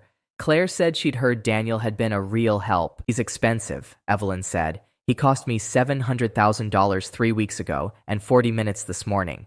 He's also why we filled 11 units last month. Both of those are true, and I keep them in the same drawer." Claire laughed, and it was a real laugh and the wrong one, the kind that gets out when a sentence lands somewhere you were not covering. "Well," she said, "I'm glad somebody tells him no." "Everybody here tells him no," Evelyn said. "He's fine." And she went back through the office door with the phone still against her chest, and my wife looked at that door for a moment after it had closed. "She's not what I thought," Claire said. I asked what she'd thought. "That she'd be nicer to you," she said, and got in her car and drove back to the regional center to make sure my father was photographed with somebody. The fair did well. 210 through the doors, 31 claims started, 11 hires, and 3 of the 11 were Horizon residents off the Foundation's bus, including the man who had been to 9 interviews. Nora told me that on Monday and added that she was glad and that she was still writing the bus down as a cost. Curtis Van got taken on at a plumbing supply on 4th. What my father did not get was the picture he had actually scheduled. Dean's segment ran Tuesday, and it was 4 honest minutes of a good event, but in every wide shot the people at those tables were employers, county staff, and men in their 40s in new shirts. The row of veterans standing behind Victor Cross with their arms folded, the shot that has been in the anniversary program every year since my mother designed the crest, was 4 men deep, and 2 of the 4 were board members' sons. I put nobody on Delic Road, and I need that understood, mostly by me. Owen made no calls. Leo phoned Ted Prosser about a slab, and Ted brought his own concrete. 16 years, standing behind my father on a Saturday, had not required a decision, because there was nowhere else to stand. This year, there was, and that turns a habit into a choice. Some men made it, and some did not. Thomas Keene asked Evelyn on Sunday whether the outcome review could be brought forward. She said no. He asked why not. She said because right now it would be flattering and useless. He funded a second van instead. My father called me at 10 past 6 that evening, and he was warm, which is the part I had not prepared for. Nothing about the bus, nothing about the photograph, and no version of the conversation I had spent a day getting ready to have. He asked about the slab. He asked whether Prosser's back was holding up and remembered his first name, which Victor always does. He told me Malcolm's board had gone to preliminary and would sit inside the fortnight. Then he said, "I never minded you working. Your mother worked. It was the sitting still I couldn't watch." And then, because he had decided to be kind, and because being kind makes my father generous with the past. "You could have been out of it 2 years ago, you know. Malcolm had a slot at reader with your name on it. 9 weeks and you'd have been sleeping in your own bed. I said I hadn't known about that. You did. I told you. Or, I told Claire to tell you. I don't remember which of us it was. He laughed, the short one that comes down at the end. You said the network wasn't finished. Proudest I've ever been of you. I said goodnight to my father. Then I sat on the bed in the back room of my own house, with the phone face up on my knee and did not turn the light on. Nobody told me about a slot at Reader. Not Grant, not Victor, not my wife. I signed that extension in a plywood office in March because the system was 2/3 built, and abandoning it would have put a company on a road nobody had mapped. But March is a date. It sits on a line with other dates on either side of it. And what I owned was 31 days of a gate camera in a utility closet that had nothing whatsoever to say about any of them. I called Caleb at 10 at night and asked him what a charity's own photographs could prove about when two people had started standing next to each other. Caleb let me into the bay at 7 the next morning and made me stand in the doorway while he said his piece, which he had clearly written in the shower. You asked me in August what the box saw. That's a camera question, and I answered it. Last night, you asked a different question. A security panel keeps an event history, not video, text, armed, disarmed, zone faulted, door forced, user code entered. It is a few kilobytes a year, and it does not roll off after 31 days because there is nothing about it worth deleting. It goes back to install. 6 years, and you're on the monitoring contract, which is the only reason I can pull it without one of us talking to a lawyer. He put a hand flat on the bench. If your name came off that contract tomorrow, I would not do this. 6 years of a house talking to itself. Most of it is nothing. Claire disarming at 7:14 on a Tuesday. Me at 2 in the morning. On the 4 nights a year, I was home and could not sleep. There were 9 user codes on that panel. Mine, Claire's, one for Rosa from the year we had the dog, one for a cleaning service that lasted 5 months, 4 never used at all, and user code 06 labeled V-Cross, created on the 14th of January, 27 months ago, at 6:41 in the evening.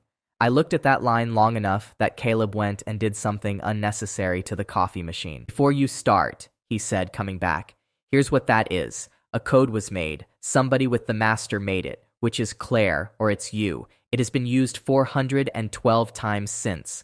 Most of them between 6 and 9 in the evening. I asked what it did during the 6 weeks I was home that winter. He had already looked. Twice, both in daylight, both entirely consistent with a man coming over to fix a gate motor. And here is what it is not, Caleb said. It is not proof of an affair on the 14th of January. It is not proof of an affair at all. It is a father who was given a key to his son's house and used it, and most men in this town would call that normal. I said the 14th of January was 8 weeks before I signed the extension. I know, I did that arithmetic before you got here because I knew you'd do it in the car and I wanted to be standing in front of it. Then he printed an invoice with a real number on it, $340, and said, "You're paying that one. If I keep doing this for free, you'll ask me for the next thing.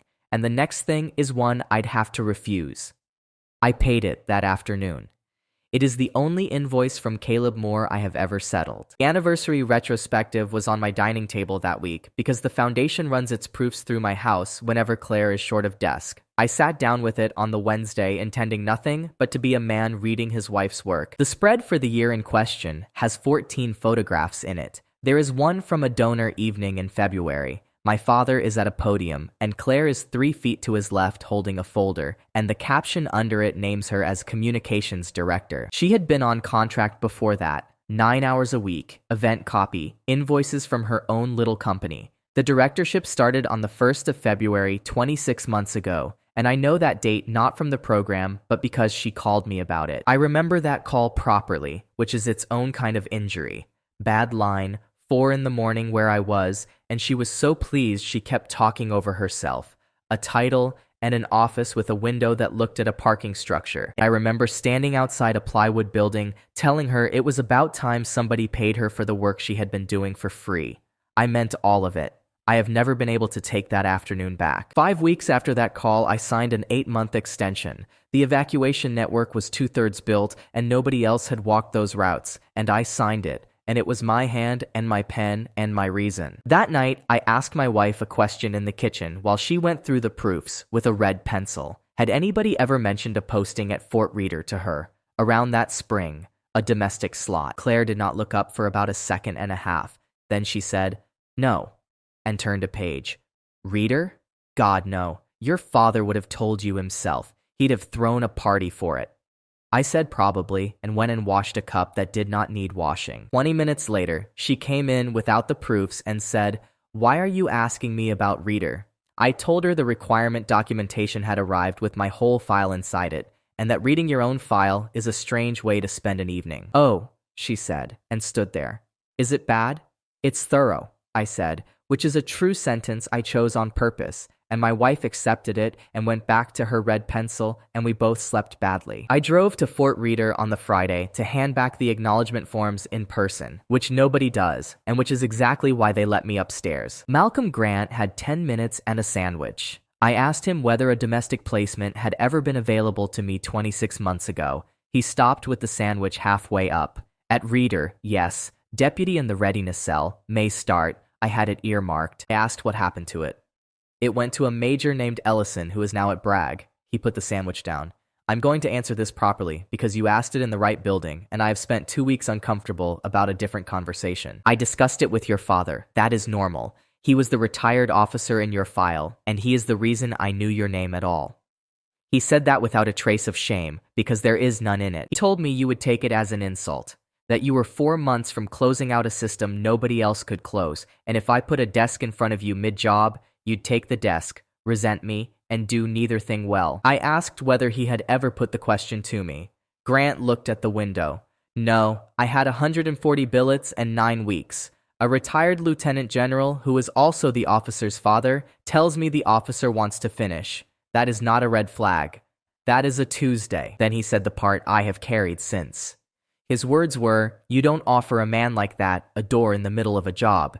He shrugged once. He meant it as a compliment. I took it as one. I said nothing for long enough that Grant put both hands flat on the desk. "You're going to tell me why you're asking, or you're going to leave. I'd rather you left than told me half." So I left. He did not stop me, and I have come to think that not wanting to be told was the most professional thing available to him. Priya Shah was waiting by my truck with her 2 pages under one arm and told me she had been there 20 minutes. "Sir, whatever just happened in there, I'd rather say this badly than not say it. If you take it to the process, if you write a letter about a retired officer answering for a serving one, the requirement gets pulled, reviewed, and rebuilt in 6 months by somebody with no history in it. That's survivable for you. It isn't for the corridor. The hospital is on generator fuel now, sir, not in 6 months." She shifted the pages under her arm. "And my 2 pages go in the bin with the rest of it, because they'll be part of a tainted file." I said I had not decided to do anything. "With respect, sir, you drove 90 minutes to hand in a form you could have scanned." That landed exactly where she aimed it. I told her I would not touch her staffing work, and that if I went at anything, it would not be through a channel with her name on it. "Then we're square," she said, and went back inside. Owen and Caleb met me at the Ridgeway that night, and Owen said the choice of hotel was on the nose. I laid it out. The code, the 14th of January, the directorship, the phone call at 4 in the morning, Reader, a major named Ellison, and the sentence about the door. Owen went very quiet, which from Owen is worse than shouting. Then he said, "Say the last one again." I said it again. He got up and stood at the window with his hand flat on the frame, the way he had stood at his own roll-up door in August. "He kept you out there," Owen said. 8 months, and then 14. And he was proud of you the whole time, and he wasn't faking it. He was proud of the part of you he was spending. Caleb said, "Careful." And Owen turned and asked what exactly he was being careful with. The code was made 8 weeks before the extension. That's true. What it does not say is that they were sleeping together on the 14th of January, or that Victor made that code, or that the affair and the extension are one event. Owen said the man told a general to keep a door shut. Yes, that one's solid. It came out of Grant's mouth, and it is the worst thing in the pile. Caleb looked at me, which is why I'd hate to watch you spend it inside a story you can't stand behind. I said the story was true. Probably. Probably is a word I use about a lot of things I don't put in writing. Then he asked the question he had asked in his workshop in August, in the same flat voice, which I do not believe was an accident. "So say it. What do you want now?" And it was not the same answer. I heard it leaving my mouth before I had finished deciding on it. I said I had spent 6 weeks trying to take a wife and a father away from each other, and that this was the wrong problem. There is a version of me that has been a resource since I was 19. A face for a program, a name on a request, a body for a corridor. Everyone has been drawing on that account so long that nobody remembers it being opened, including me. I said I wanted it closed, not emptied out over somebody. Closed. Caleb turned over a receipt from the hotel bar and wrote it down, which he had not done in August.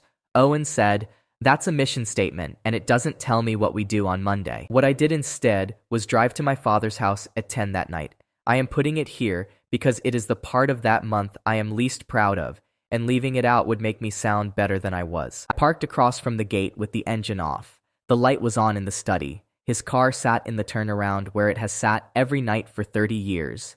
I stayed 40 minutes with both hands on the wheel and worked the whole thing through to the end. Going in, the study door.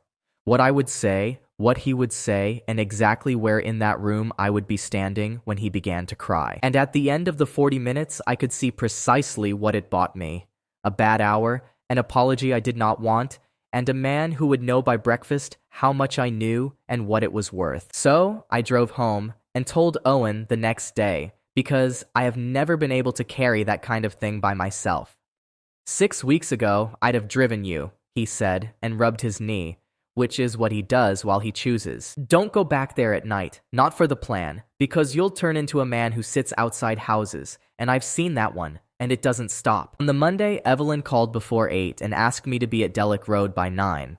The county had put out a notice, a reintegration partnership, 2 years, 4 sites, and the name of whoever held it printed on every discharge packet leaving Fort Reader. It's too big for us, Nora said, arms folded.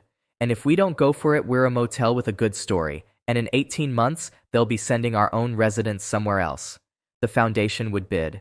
Everybody in that room knew it. Evelyn looked at me across the table for a while. Then she said, "Cross, can we win it?" And I said yes, and I meant it. And I already knew 3 things she did not. What my father had said to a general about a door. What my father does when a thing he wants is taken instead of handed to him. And that a man who has just decided to close an account is not the safest person in a room to be building something with. I said none of them. I told myself the affair was not Horizon's business, and that a foundation does not attack a county partnership in the open, because doing it in the open would look exactly like what it was. That was a reasonable thing to think. I have gone back over it many times looking for the place where I was stupid, and there isn't one. There is only the place where I decided, by myself and in about 4 seconds, what other people were allowed to know. The county notice ran to 19 pages, and the only ones that mattered were 4 and 5. Whoever held the partnership got named on every discharge packet leaving Fort Reader, and got told about a man before he was a problem, instead of 9 months after. Submissions in 12 days. Then a week nobody had expected. 3 live referrals to each bidder, same 3 days, and the county would come and look at what had happened to them. That's not a bid, Nora said, reading it twice. That's a driving test with 3 human beings in the car. Evelyn put the notice down and looked at me. Cross. What does the foundation do with a referral on day 1? I said Julian's model books an intake appointment inside 72 hours and a case manager inside a week, and that both of those numbers are real. And what do we do? You put him in a room the same afternoon and figure the rest out around him. I said the foundation would win on paper, and we would win on the 7th day, if we got a 7th day. So we built it around the 7th day. I wrote the referral pathway because I have spent a career moving people who did not choose their own timing, and because I knew the shape of what happens between a discharge desk and a bus station. Marta read my first draft standing up, which is how she reads anything she suspects. Who calls him? I said the intake coordinator. You haven't got one. You've got me and a phone and Leo in a laundry building. Write my name or write nobody's. I wrote her name. Then I wrote Leo's next to it, and Marta looked at that for a second and said, "Fine, but he's not doing it alone at night." And that sentence went into the submission almost word for word. Evelyn read the operations annex at 10 at night in the site office with her shoes off and made it 9 pages shorter. What is a COA? Course of action. No, it's a convenient optional ambiguity, and there are 4 of them on this page, and the county will find all of them. She was right about 3. The 4th was a real course of action, and I made her read it twice, and she did, and then she said, "Fine, that one stays, and it goes in plain words. and I rewrote it in plain words, and it was better. Nora came in on the Thursday with 2 pages of her own and put them face down on the table before she sat, which is how you know Nora has been thinking in the car. Risk register, she said. I've done 12 of these, 10 were boring. She turned them over, staffing, cash flow against a reimbursement lag, insurance on a second site, and then, item 9 in her handwriting, Cross Veterans Foundation, competitive response, unknown scale. Want it named, she said.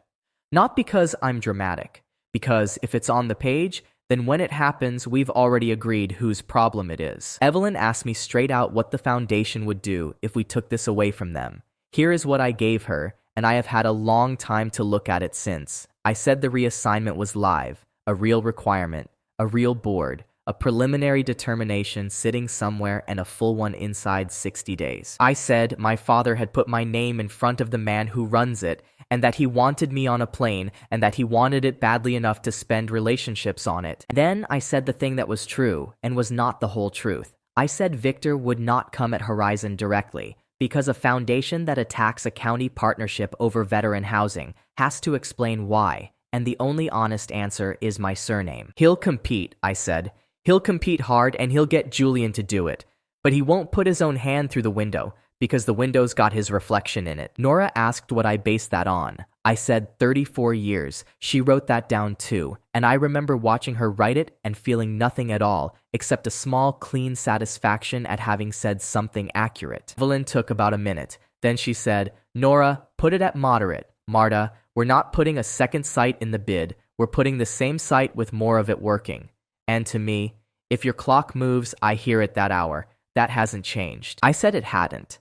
We submitted at 4:40 on a Tuesday, and Leo asked whether we should celebrate, and Nora said we should celebrate on the 8th day. Julian found me 2 days later outside the county building, where we had both come to collect the same envelope with 3 names in it.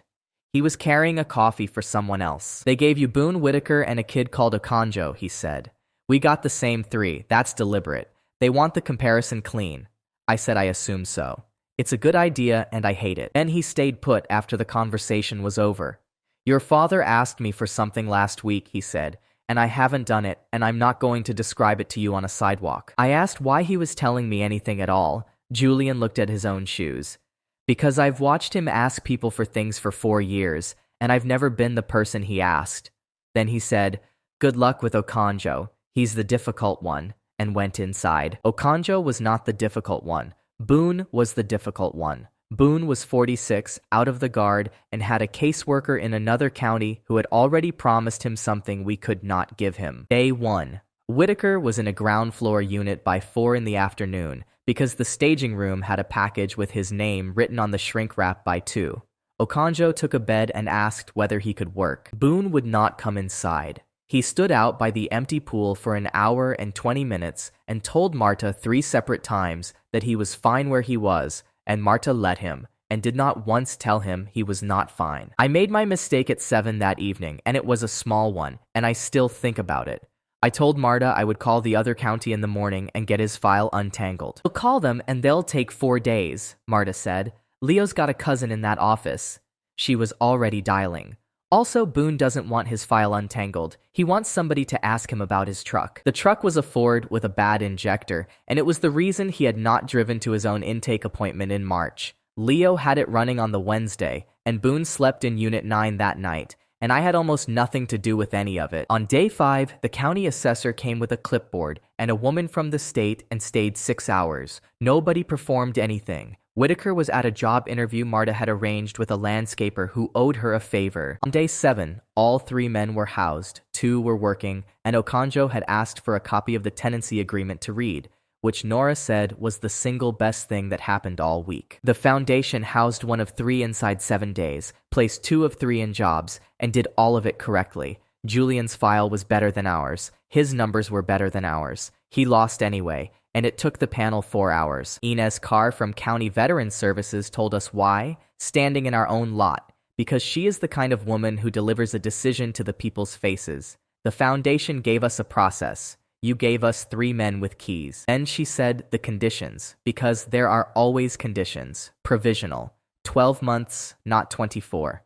Quarterly review. a named operations lead who is not a consultant, which meant Nora, and everybody in that lot understood the shape of that sentence. Marta shook my hand and then went and shook Leo's for longer. Evelyn stood at the edge of it with her arms folded and did not say anything for a while, and when she did it was, "Right, Nora, we need 2 more people by Friday." Owen brought a cooler to the site that evening without being asked, and this time did not laminate anything, and stood around telling Boone a story about a medic in Kandahar that was 90% false and worth every word. Miriam Cross called me on the Saturday. She has never called me. She asked whether the county thing was as big as it looked, and I said it was 12 months and provisional.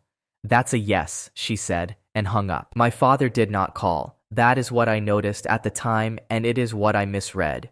I had built a whole model on the idea that Victor would come at me in the open, or not at all, and a man who says nothing for 9 days is not doing nothing. What he did was speak once, in public, warmly. At a donor lunch that Thursday, he congratulated Horizon Recovery Group by name and said the county had made a brave choice and that the foundation would support the pilot with referrals wherever it could. Then he said he hoped the arrangement would prove durable, given that so much of it appeared to rest on one advisor whose military obligations were, as everyone present knew, still being decided. Dean Walsh's people printed that as generosity. It ran in 3 paragraphs under a photograph of my father with his hand on a donor's shoulder, and every person who read it, who also knew about my review file, read the second half of it correctly. Dora printed it out and put it on the whiteboard in the site office with a magnet, and underneath it, she wrote 2 words. Item 9. I told Evelyn it was pressure and not an attack. She said, "I know what it is. It's him asking my funders a question he doesn't have to answer for."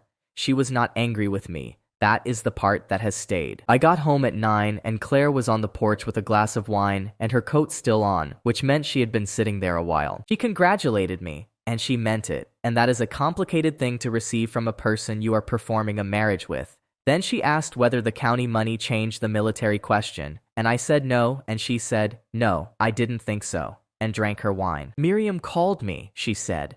"She wanted to know whether you're happy." I asked what she'd told her. Claire looked out at the street for a moment. I told her I'd get back to her. I went inside. The back room had my boots in it, and a bed I had made myself for 7 weeks, and a phone charging on the floor, and I lay down in my clothes and did not feel like a man who had won anything. At 9:30, there was a knock, and it was Rosa Alvarez, in a cardigan, holding nothing, which from Rosa is an announcement in itself. "I'm not staying," she said, on the step. Claire asked me about the Wednesday again. The truck. She asked me to be exact about the day and the time. And Daniel, she asked me twice. And the second time she asked whether the street light by the Hendersons was working. I said, "What did you tell her?" "The truth. That it was Wednesday. That it was after 10. That the street light's been out since Easter. And I saw it anyway." Rosa's chin came up.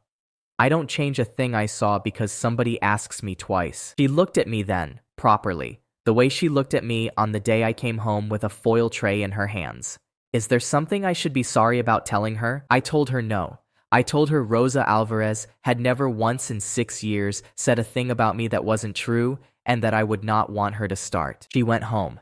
I stood in my own doorway for a while with the porch light on, doing arithmetic I did not like, and worked out that my wife now had a Wednesday, a street light, and every reason in the world to go and look at a calendar. My wife waited until Sunday, when the house was clean and there was nowhere either of us had to be. She made coffee for 2 and put both cups down and then did not sit. "I want to ask you something and I want you to not manage me," she said. "Please." She stayed on her feet with both hands on the back of the chair. Then she turned her laptop around. The shared travel folder. 6 years of itineraries, hotel confirmations, the rental car in Missoula that neither of us has ever stopped arguing about, and an aggregator receipt with a connection into Black Ridge Regional at 4:12 on a Wednesday afternoon. "That's the day before," she said, and did not turn the screen back around. "That's the day before you came home, Daniel." I looked at it for a while. Everything in me that has ever been useful under pressure came online at once and told me to say the flight was rebooked, and I did not do that. Because Caleb had told me in August that people build things on top of boxes and the things fall on somebody. So, I told her the truth.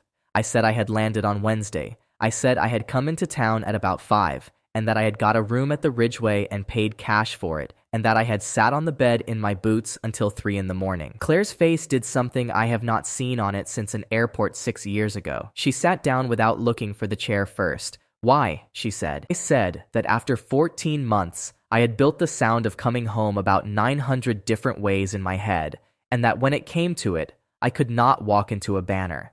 I said I needed a night in a room where nobody was pleased to see me. Every word of that was true. I have gone back over it since looking for the lie, and there isn't one in the sentences. The lie is in the shape they made. She cried, not performing. Claire performs beautifully, and this was not that. This was ugly and short, and she was angry at herself for it. She said, "You let Rosa put a tray in my hands." I said I knew. She said, "You let me hold your face in the driveway."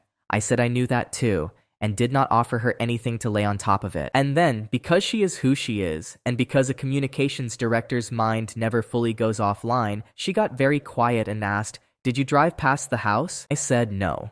That is the only outright lie I told my wife in 7 weeks, and I told it in a kitchen with 2 cups of coffee going cold on the counter, and I would tell it again. She believed me. That is the part I did not enjoy. She believed me because the version I gave her was worse in a way she could use and better in a way she could survive, and my wife took it and went upstairs and did not come down for 2 hours. For 2 days after that, she was gentle with me in a way I could not account for. Then she stopped asking questions altogether, which is when I understood the probing was over and something else had started. Dean Walsh called me on the Wednesday. 19 years of local television, and he has never phoned me directly in my life. "Daniel, I'm doing a follow to the reintegration piece, and I want to be straight with you, because I've known your father a long time, and I'd rather be straight." A pause with a page turn in it. "How long were you in Blackridge before you went home from your last rotation?" I said 1 night. 1 night. Another page. "And you're currently advising an organization that's just taken a county partnership away from your father's foundation." I said Horizon won a competitive process with 3 referrals in it, and that he was welcome to call Ines Carr. "I have." She was very positive. Then, "Daniel, is there anything you'd want to say about your own health?" That was the whole shape of it. Arriving down a phone line in 4 questions. A man came home a day early and hid it. A man is angry at his father. A man has attached himself to a rival organization. Somebody who loves him is worried. Not one of those is false. That is what made it good. I have watched people try to defend themselves against a story where every brick is true and the building is a lie, and there is no clean way to do it, and I did not find one either. Rosa came over that evening, and this time she sat down, which frightened me more than the last time. She asked me for something bigger, Rosa said. She asked whether I'd say that I'd been worried enough about her to come over and check on her, that I'd knocked on the door because of the way things were in that house. I asked what she said. I said, "Claire, I have never been worried about you in that way, and if I had, I'd have knocked without being asked." She turned her cup around on the table, and she said, "Rosa, I'm not asking you to lie. I'm asking you to remember." And Rosa said the thing that has stayed with me longer than most of what happened that autumn. That's a good sentence. I've been thinking about it for 4 hours. It's a very good sentence, and it's still asking me to lie. I told her she owed nobody a word. She said she knew that. Then she said, "Daniel, whatever's actually going on, she's frightened," and picked up her dish and went home, and left me with that. None of it ever ran anywhere. It did not need to. Stories like that, one move at the speed of people being kind about you. The Fulton House Committee took my name off a program I had not agreed to be on, which was fine, and told Evelyn they had done it out of consideration for my situation, which was not. A donor called Nora to ask gently whether Horizon had a policy on advisors with unresolved personal matters, and on the Friday, Ines Carr's office notified us that the quarterly review of the provisional partnership had been brought forward 6 weeks and cited public confidence. Nora read that email out loud in the site office in a completely level voice, and then said, "Item 9, and went to find a chair, and did not slam anything, which was worse. Dean came to Delic Road on the Monday with a camera operator and Ines Carr's blessing and a genuine intention to be fair. He wanted the counter story. He wanted a man in a Horizon shirt saying that this place had saved him. Boone was on the porch of Unit 9 with his boots off. Boone had been in a room for 11 days at that point and had started coming to the site office in the mornings for no reason anybody could name. Dean saw him the way people in television see a person. He did not do anything crass. He said, "Would he talk to us?" and looked at me, because I was the one standing there, and because everyone in that lot understood I could produce him. I could have. He'd have done it too, and he'd have been good, and it would have run at 6 o'clock against my wife's story, and it would have worked. I said no. Dean asked why not. I said because he's been housed 11 days, and in 11 days he does not yet know what he'll want people to have seen. I said ask him in a year. Then I said Dean could point the camera at me and ask me anything, and he did for about 20 minutes, and I was not especially good at it. I was flat and defensive, and I said the word process 4 times, and that is the segment that ran. Marta watched the whole thing from the staging room door. Afterwards she said, "You could have used him." I said yes. Julian would have used him. I said probably. She thought about that. Yeah, she said, and went back to work, and told Inez Carr about it 8 days later without telling me she was going to. Nora came out to my truck that evening and stood beside the door with her arms folded until I gave up and put the window down. I'm going to say this once, and you're not going to enjoy it. Your wife is telling people you're not well. You are telling me you're fine. Those are the only 2 accounts I've got, and I don't believe either of them. I said I understood how it looked. You don't. Here's how it looks. I've got a 12-month provisional partnership, 3 men in units, 2 staff hired on the strength of it, and a review pulled forward 6 weeks because of a marriage I have never been told one true thing about. She put her hand flat on my door. I'm not asking you to explain yourself. I'm asking what I'm exposed to. That's a different question, and you've never answered it. I told her the review was on the file, that Victor was competing hard, and that I would not let anything of mine reach her staff. Nora looked at me the way a person looks at a wall they have already tried. Okay, she said. And that was the 3rd thing she filed, and she stopped asking me after that, and I did not notice at the time that she had stopped. Evelyn defended the site in public and did not defend me. She told the Fulton Committee that Horizon's provisional status rested on Nora Bell and Marta Ruiz, an assigned county agreement, and that no advisor held any authority at Horizon at all, which was true and was also a wall going up. In the office afterward, she asked one question. Is there anything in your family situation that would make a reasonable person say we were reckless to take you on? I said the reassignment was the risk, and she already had it. She waited a moment longer than the answer required. Then she said, fine, and picked up a water heater quote, and I got in my truck and drove home. Claire was at the kitchen table with the anniversary seating chart and a glass of wine, and did not look up when I came in. Dean's running yours on Thursday, she said. You were bad. I said I was aware. You were bad because you were telling the truth in a format that doesn't take it. I could have prepped you in 20 minutes. I asked whether she would have. She put the pencil down. Yes, she said. That's the stupid part. I'd have done it Thursday morning and been proud of it. We sat in that kitchen a while. Then she said, I probably shouldn't say this, but people have started asking me how you are, and I have to answer Daniel. There isn't a version where I say nothing. I said there was.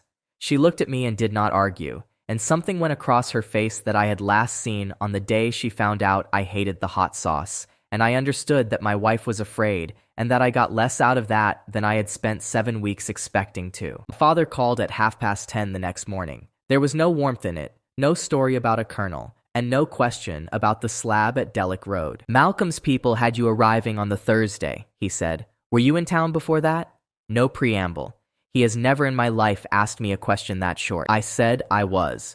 There was a silence on the line with nothing in it at all. Then Victor said, right, and, after a moment, get some rest, son, and hung up. And I stood there holding a phone and knew exactly who had told him and exactly how long he had been sitting with it. The preliminary determination came into my personal account at 7:52 in the morning, while I was sitting in my truck outside the county building with a coffee I had not opened. 3 paragraphs. The requirement was validated. Major D. Cross was designated primary candidate for the Eastern Corridor Coordination Billet. Full board inside 41 days. A line at the bottom noted that the designation created no obligation until final determination, which is the kind of sentence lawyers write and nobody reads twice. I read it 4 times anyway, in a parking space, with the engine still running. I called Evelyn at 7:56. She was in her car on Delic Road. I read it to her word for word, including the part about 41 days, and she said, thank you for calling inside the hour. And I said I had told her I would, and I remember being proud of that. I want that on the page before anything else that happened that day. I kept the promise I had made. I kept the exact words of it, and I had built the words myself so that keeping them would not cost me anything. Inez Carr's review was set for 9 in a room on the second floor with a horseshoe of tables and a jug of water nobody touched. It was not a hearing, it was a partnership review with a public notice on it, which in Blackridge means 9 people and a man from the paper. Horizon had 4 seats: Evelyn, Nora, Marta, and me. The foundation had 3, because the foundation was a named referral partner in the county's own framework, which is a fact I had put in our submission myself, because it made the pathway stronger. Julian took 1, Miriam Cross took 1. My father took the 3rd, and he came in 8 minutes early and shook Inez Carr's hand and asked after her mother by name. The first hour was operations, and it went well. Nora walked them through the 7 days, and 3 men with keys, and the tenancy agreement Okondo had asked to read. Marta answered a question about crew hours in about 9 words, and the state woman wrote it all down. Julian went second, and he was fair, and I had stopped being surprised by that. He described the foundation's referral cooperation, and then said he had one structural concern he was obliged to raise. The pathway in Horizon's submission is a good piece of work. It's also the work of one advisor whose availability is under military determination. He looked at Inez, not at me. I'd want to know what the county's continuity position is if that advisor is unavailable in 6 weeks. Nora answered that. The named operations lead is Nora Bell. The pathway is documented, and Marta Ruiz and Leo Martin run the first 48 hours of it, and neither of them is going anywhere. It held. I could see it holding. Inez wrote something and asked a follow-up about the documentation, and Nora had that too, because Nora has had that since day 1. Then my father asked whether he might say something, and Inez Carr said, "Of course, General," and half that horseshoe of tables put its pens down. He began by congratulating Horizon. He said the 7-day result was better than anything his own organization had produced in 4 years, and that he had said so privately and would say so publicly. He said the foundation would continue to refer, because a veteran with a key is worth more than a veteran on the correct list, and that he had spent 16 years learning that the hard way. Then he said, "There's a second thing, and I'd give a good deal not to have to say it in this room." He let that sit for exactly as long as it needed to sit. He said that the family had a private difficulty, that his son had come, in recent weeks, to believe something about his wife and about his father that was not true and could not be made true by repetition. He said he had hoped to handle it at home. He said that a man who comes back from 14 months in that corridor is owed patience, and that he intended to keep giving it. But this county is about to attach its discharge packets to an organization advised by my son, Victor said, and I am not willing to let a public body inherit my family's problem without knowing it exists. The room did not gasp. A woman near the door put her pen down very carefully, and Marta turned her head and looked at me, and I understood in about 2 seconds that there was no answer available that did not sound exactly like the thing he had just described. Nora did not look at me at all. She looked at Inez Carr, and then at the public notice on the wall behind her, and then she squared the pages in front of her into a stack that was already square. Inez Carr asked me directly, "Mr. Cross, is there a personal dispute between you and the Foundation's leadership that bears on this partnership?" I said yes. She waited. I did not say anything else. I sat in that room and made a decision in 4 seconds that I had already made 40 times over 7 weeks, which was that the one thing I would not do was hand my father a scene. That decision was correct every time I made it in a kitchen, and it was wrong once, at 10 minutes past 11, in a room with a jug of water in it, and it cost other people everything. Miriam spoke last. She said the Foundation's board would suspend active referral cooperation until the family matter was resolved, and that she was proposing it herself, and that the board would meet Thursday. She said it without any pleasure. She has protected that name for 30 years, and she did what protecting it required, and she looked at me once while she said it, and there was nothing in her face I could use. Inez Carr froze the provisional partnership pending an integrity review, 90 days, existing residents unaffected. She said that first, and she said it twice, and I have always been grateful to her for the order she chose. Referral flow suspended, the 2 staff hires suspended, quarterly review deferred. The discharge packets at Fort Reader would carry nobody's name at all for 90 days, which meant 3 months of men leaving that gate with a phone number for a call center. Leo Martin called me that evening. He had heard it from Marta, and he wanted to know whether the 2 people who were supposed to start on Monday still had jobs. I told him no. He said, Okay. Then he said, "Is Boone all right?" And I said Boone was fine. And he said okay again and hung up. The man from the paper wrote 400 words. They were accurate and they were fair, and the headline had the word family in it. And after that, nobody in Blackridge needed to read the 400 words. I have gone over whether Victor knew Inez would freeze it. I think he knew she would have to. He did not ask for it and he did not need to. And he had said nothing in that room that was technically false except one clause. And the clause was the part about it not being true. He did not look at me once on the way out. Julian did. Julian stopped at the door with his coat over his arm and had something in his face that was not triumph, and then decided against saying it and went after my father. The corridor outside that room is gray carpet and a vending machine. Nora walked past me and did not stop. Marta stopped and said one thing: "You should have told us," and followed her. Evelyn stood by the window with her arms at her sides, which is not how she stands. "Is it true?" she said. I said yes. "Say the whole thing." So I said the whole thing, in a county corridor, standing up in about 90 seconds. I came home a day early. I saw my wife with my father in my kitchen. I did not go in. I have known since the day I got back. I told her about the code on the panel, and about Reader, and about a general being told you don't offer a man like that a door in the middle of a job. I told her my father wanted me on a plane, and had wanted it before I ever heard the word horizon. Evelyn listened to all of it without moving. When I stopped, she said, "In the site office, in September. I asked you why the army suddenly wanted you in month 2. I said I remembered. You told me it was a career thing and a family thing. Both of those were true." She put her hand flat on the windowsill. "You told me the truth and made sure it was the wrong size." I said I had believed he would not come at Horizon in public. "That's not the point, and I think you know it isn't. You had a reason, and it was a good reason, and it was yours. You decided what I was allowed to weigh." Then she said the thing I have carried since. "You've spent 7 weeks telling me your father treats people as things he can spend. You just spent Nora." I said her name. Evelyn shook her head once. "Don't. I'm not doing the part where you feel worse and I make it lighter." I asked what she wanted me to do. "Nothing today. Today you go home and let this be exactly as bad as it is. If you start solving it in the next 4 hours, you'll solve it the same way you solved the last 4 weeks. He told me the rest flatly, standing at that window without checking a note. I was off active Horizon work. No site, no county contact, no staff. She would honor the trial payment through the end of the month because that was what the paper said. I asked if I could speak to Nora.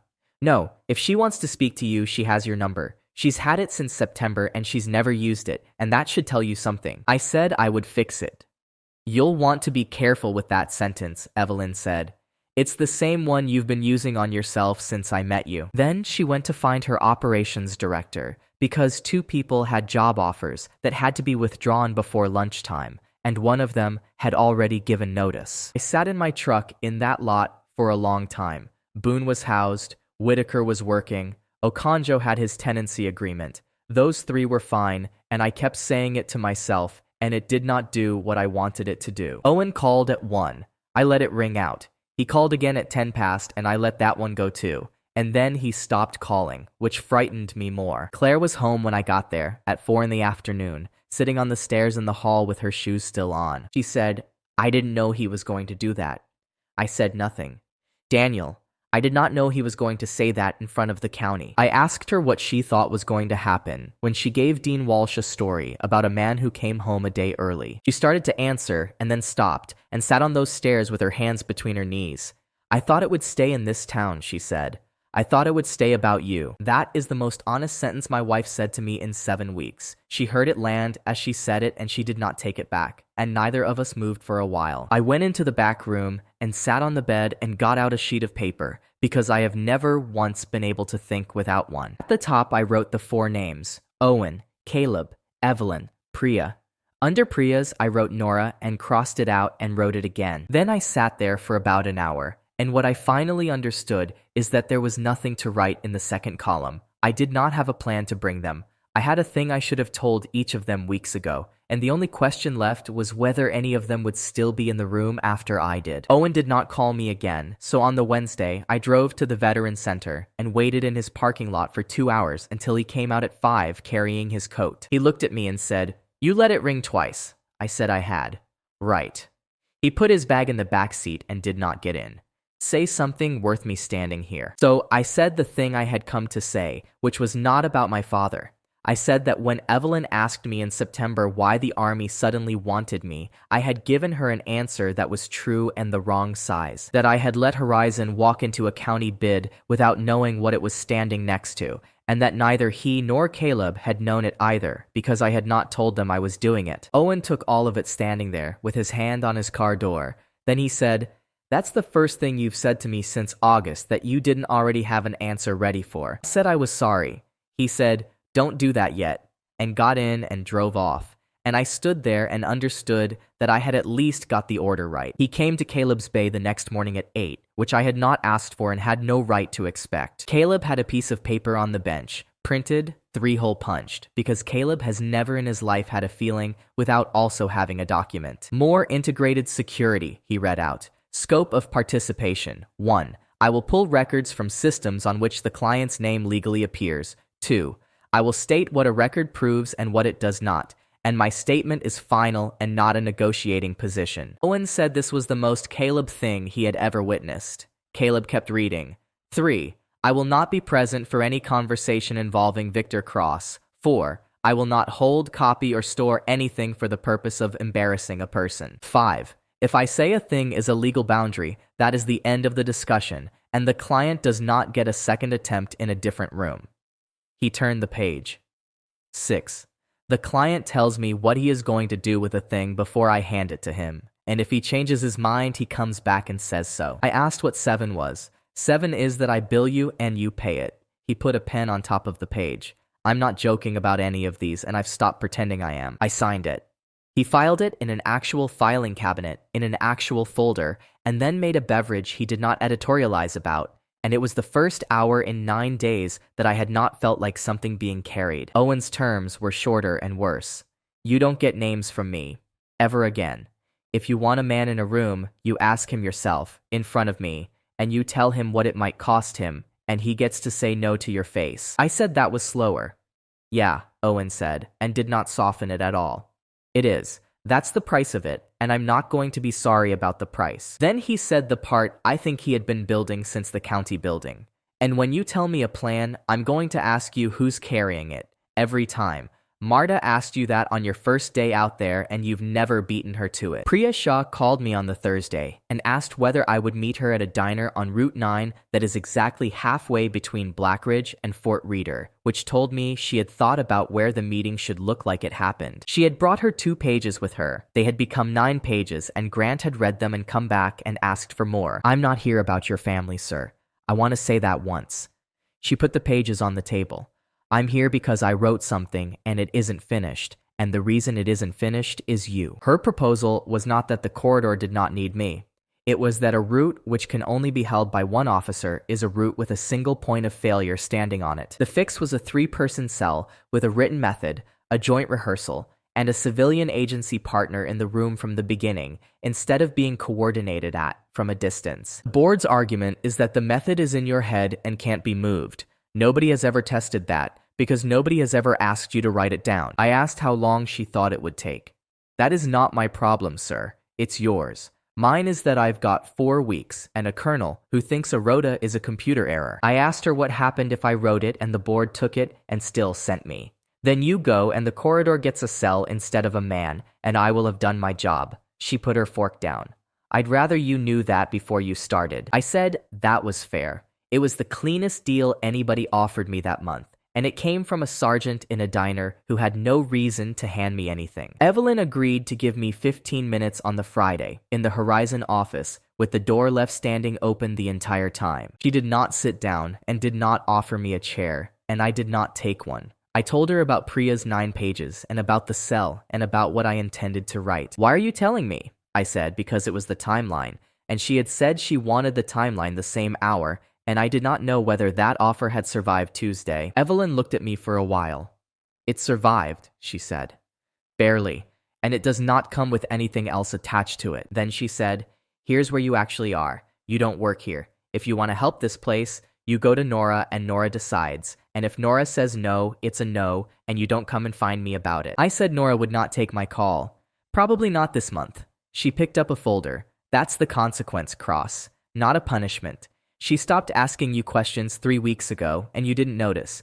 And that's the part I'd think about if I were you. I went home and sat in my truck in my own driveway for a quarter of an hour and then went in and ended it. Claire was at the kitchen table with the anniversary running order, 5 weeks out from the 6th of December. She had a pen behind her ear and her reading glasses pushed up into her hair, and she looked up and said, "There you are," in the ordinary way people say it. I said I needed to tell her something and that she should put the pen down. Then I said it. I came home on the Wednesday. I came to this house at about 5:30. I came in through the front door and I stood in the corridor and I saw her on that counter with my father, and I heard what the two of them said about Thursday. Then I left and I checked into a hotel, and I came back the next day and let her put her arms around me on the driveway. I did not raise my voice. I did not describe anything further. I have thought a great deal about whether I owed her more of it or less, and I still do not know. My wife sat very still for about 4 seconds. Then she said, "Okay," which was not what I had spent 7 weeks expecting. She stood up and went to the sink and stood with her back to me and said,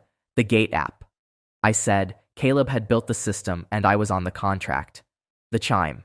I said yes. And she turned around and she was not crying. "You held my face." I said I had. "You ate at that table." I said yes.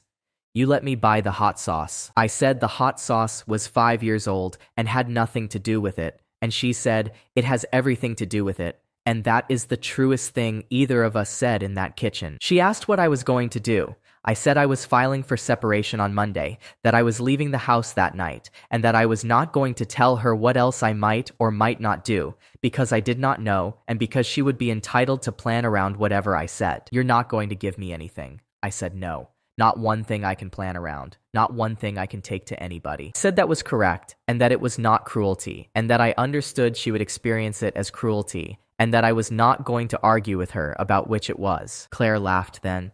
"One note, no bottom in it. God, you've been him for weeks, and you didn't even notice." I told her she was probably right. That took the fight out of the room in a way nothing else could have, and we stood in that kitchen, and neither of us had anything left to be clever with. I packed in about 20 minutes. Clothes, boots, the laptop, the folder with the notary's revocation in it, a photograph of my mother from the hall, and the pen from the strip mall on Halsted that I had told Deb I did not want. I did not take the gray sweatshirt. I looked at it and I left it where it was, and I would like to say that was generosity, and it wasn't. I just did not want it in my car. Claire stood in the hall while I carried things out, and at the door she said, "Rosa's going to see you loading a car."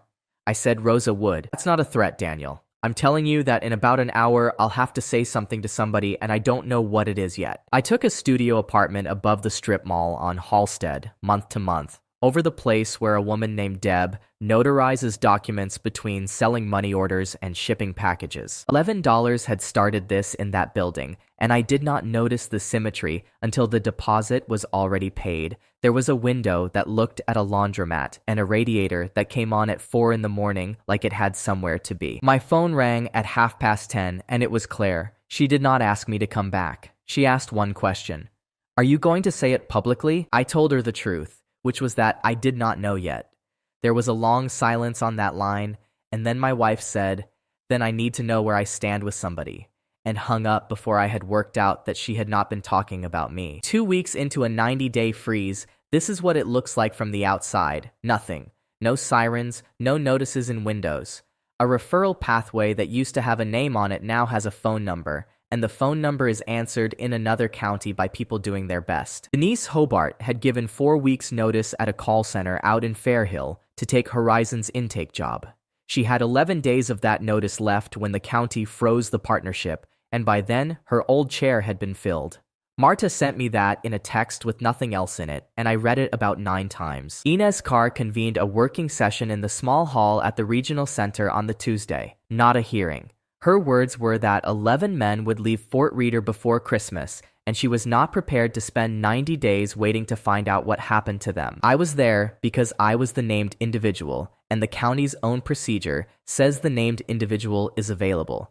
That is the only reason I was in that building, and I want it on the page because I have been accused since of engineering it. Horizon sent Evelyn and Nora. The foundation sent Julian, Miriam, and my father. Claire came with a folder and a seating plan for a different event entirely, because Claire has never walked into a room without a legitimate errand in her hands. Julian was constructive, and I would like to stop being surprised by that. He proposed the foundation carry the referral load alone for 90 days and publish weekly numbers so the county could see them in real time. Nora said publishing weekly numbers is easy in week 1 and impossible in week 7, and asked what the foundation intended to do about housing, since the foundation still owns not one unit of anything. Julian said the Landlord Association memorandum.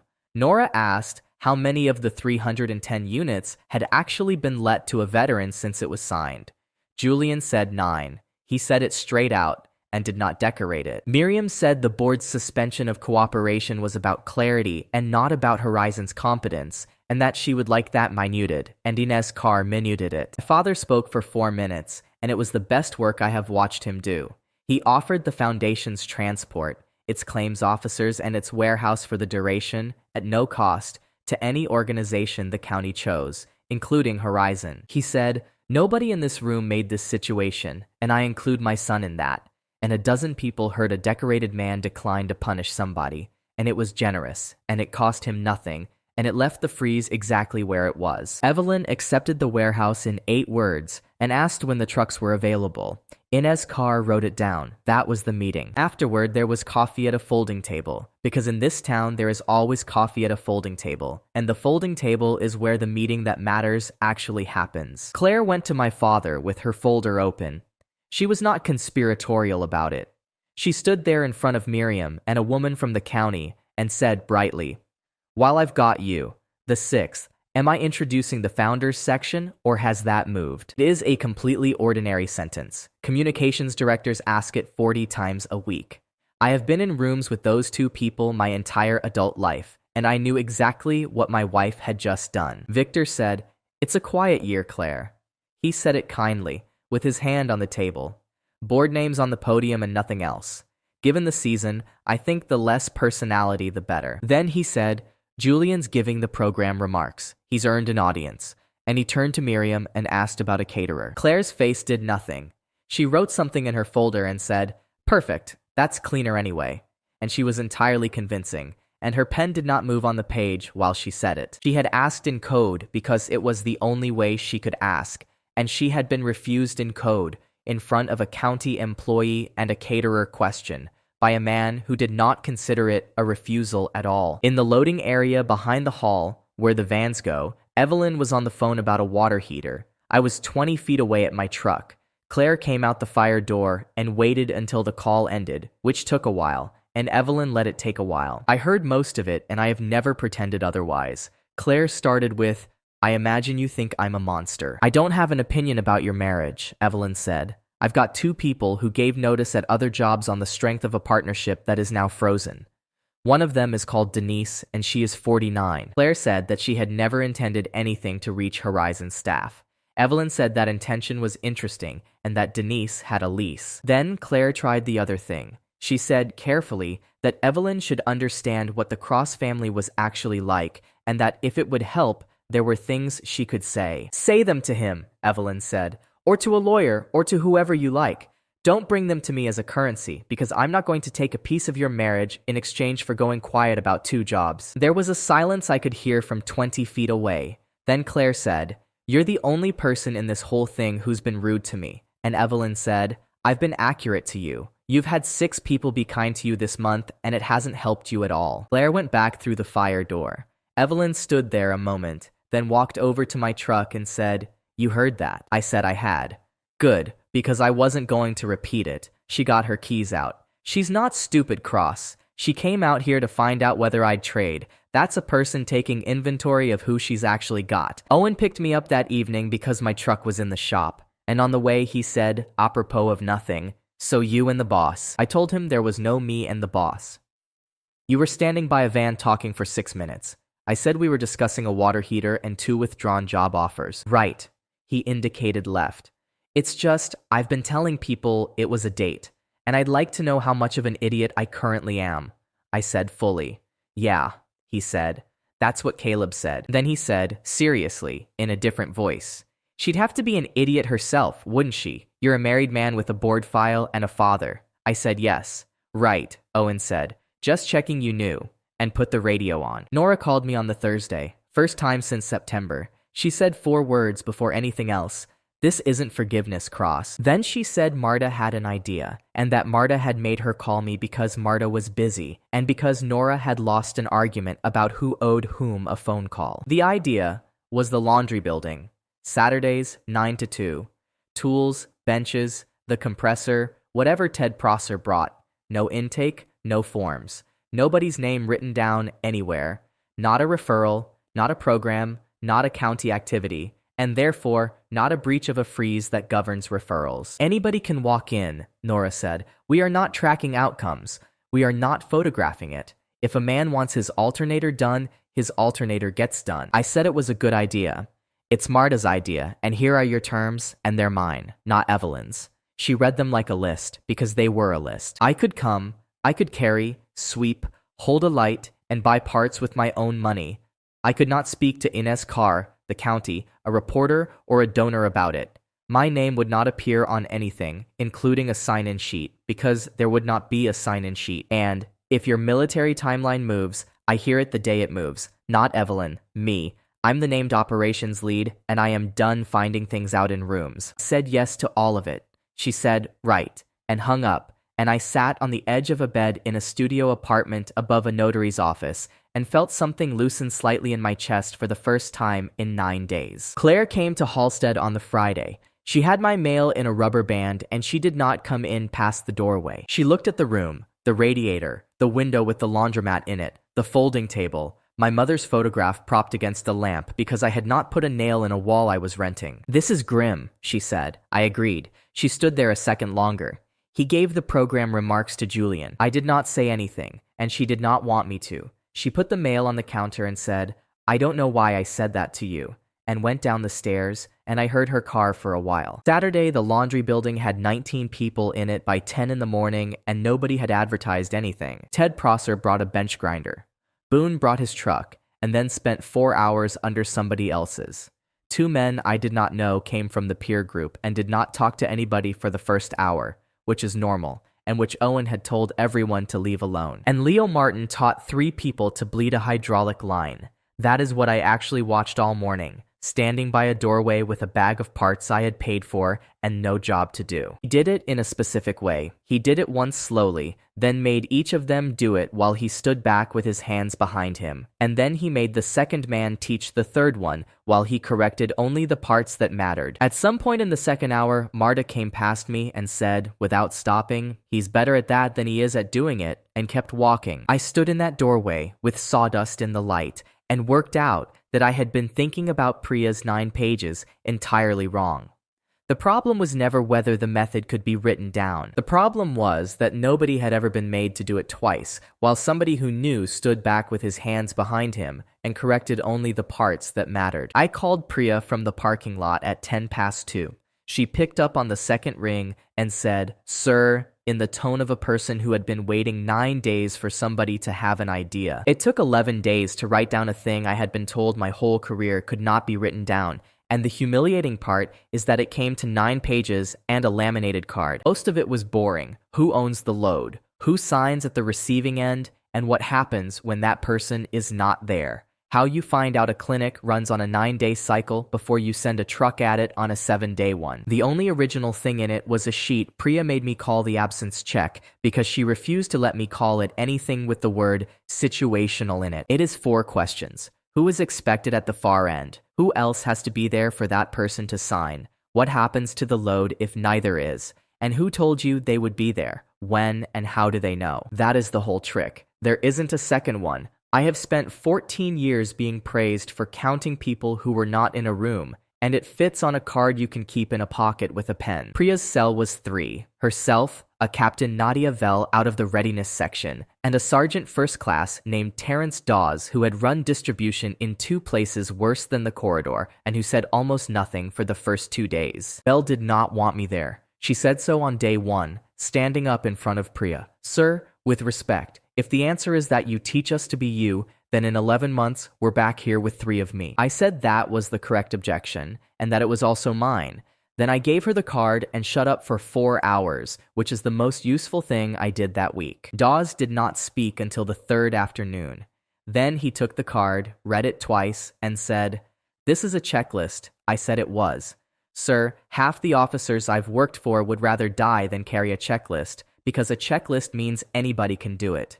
He put it in his breast pocket. On the fourth day, Vel rewrote my second page and took my name off the header, and when she caught me looking at it, she said, "It's better and it isn't yours anymore." That was the objective.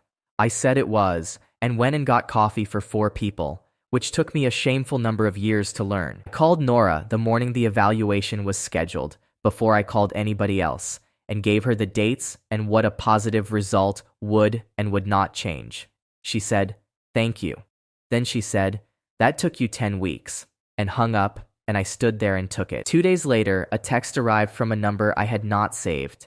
Nora tells me you called her first. That was the entire message, and then the letter E. I did not answer it, because there was nothing to answer, and because answering it would have been about me. Grant authorized an evaluation on a Wednesday and Thursday at Fort Reader, and he set the terms himself, and they were not generous. 2 full days. A live scenario built from the corridor's actual reporting for the previous quarter. Civilian agency stand-ins in the room from the first minute, not brought in at the end. And he told Priya in front of me that he would be running it, not observing it. The civilian side was Owen from the Veteran Center, because a man who has spent 6 years getting people through systems that were not built for them is exactly the right shape for the job. And it was Julian Voss, because my father had publicly offered the Foundation's transport, warehouse, and claims staff to anybody the county chose, and a rehearsal needs a body who has actually dispatched a truck on a Sunday. I did not arrange that and would not have.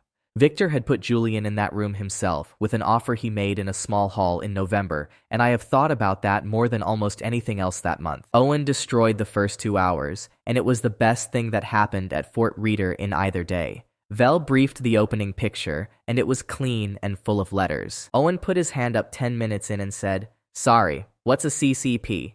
Casualty Collection Point." "Right, and a CCP is different from a CP how?" Dawes explained. Owen said, "So I've got a place people get hurt and a place people get told things, and they sound identical on a radio."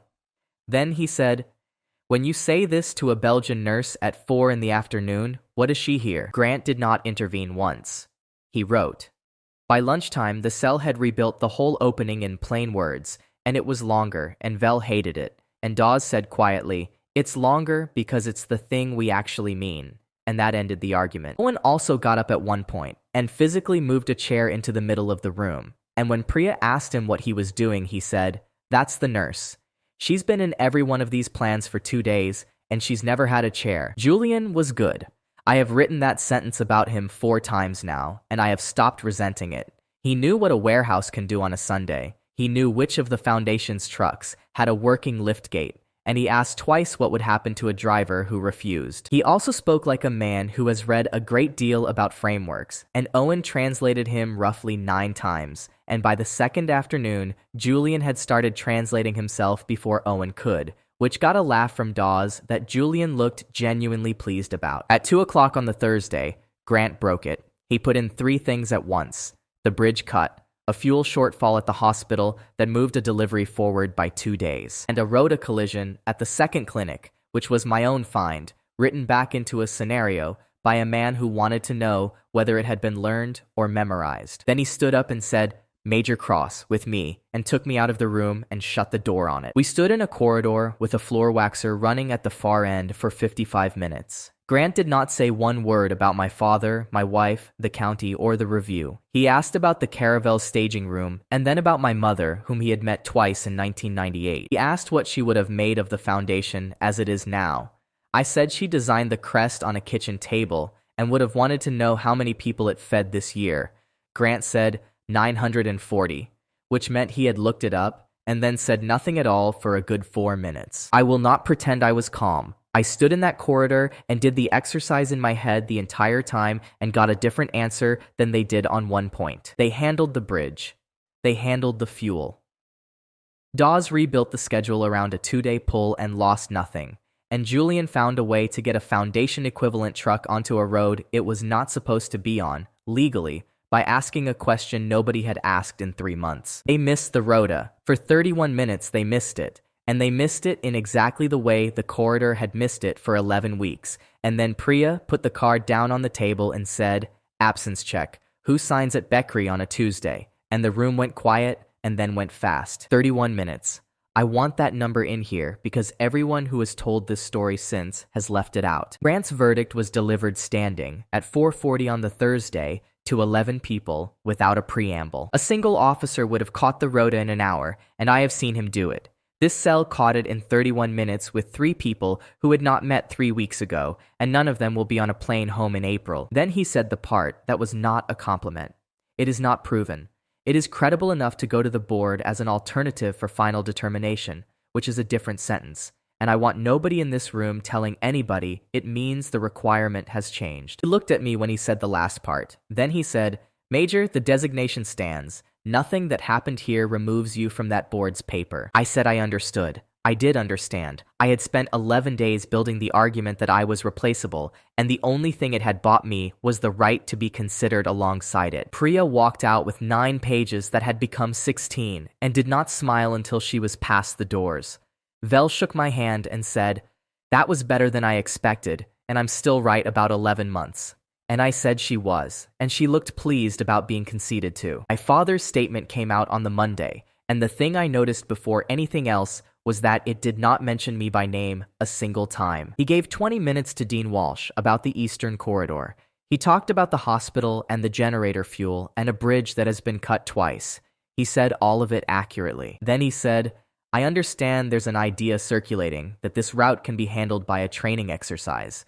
I'd ask the people who came up with it to remember that there is a difference between a workshop in Blackridge and a road where a truck does not come back." It ran on Tuesday. It was excellent. 2 of the older men at the Veterans Center repeated it to me almost word for word by Thursday, without knowing where they had got it. Priya called me that night, and she was angrier than I have ever heard her, and what she was angry about was not the insult. He described it as a workshop, she said.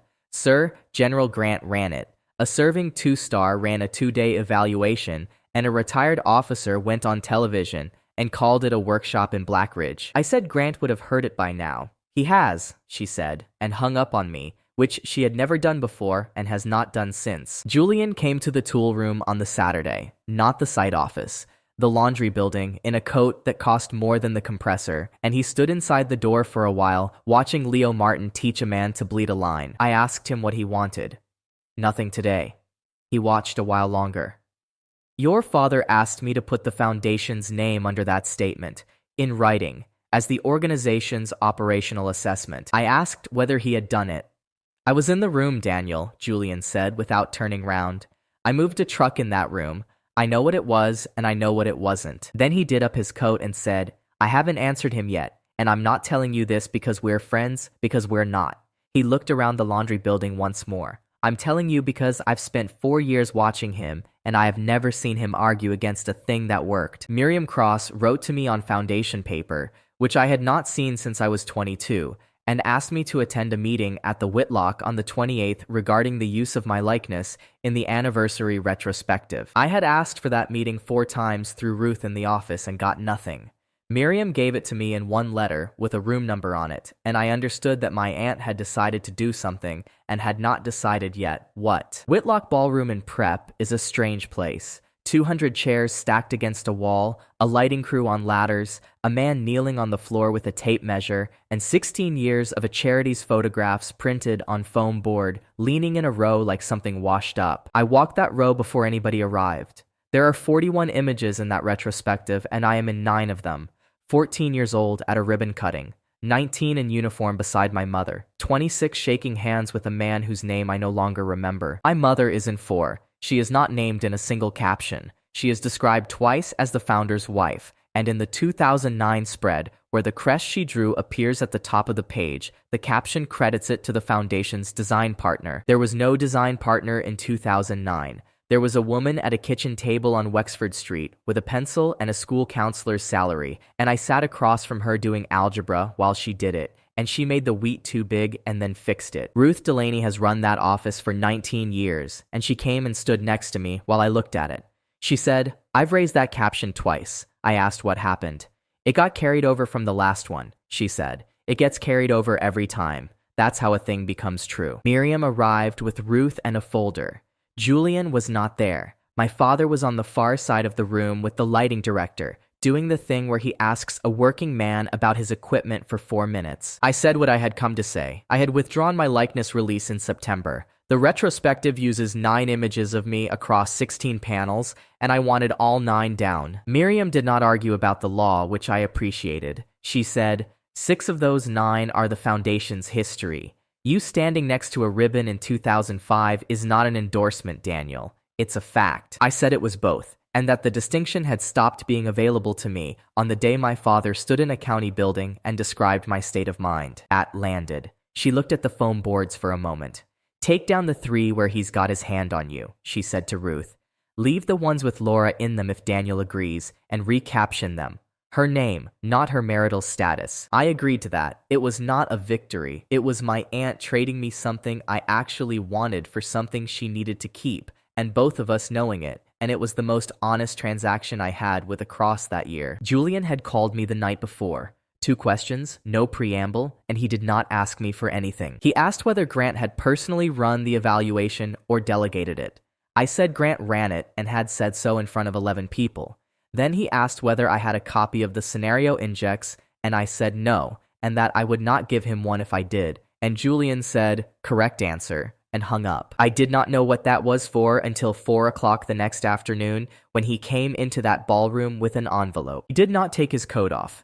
He walked the length of that ballroom past the chairs and the ladders and stopped 6 feet from my father and said, General, I've written it down because I want it written down, Victor said warmly. Julian, we've got a lighting problem and a woman from the caterer who wants to talk about beef. I know, this is 4 sentences.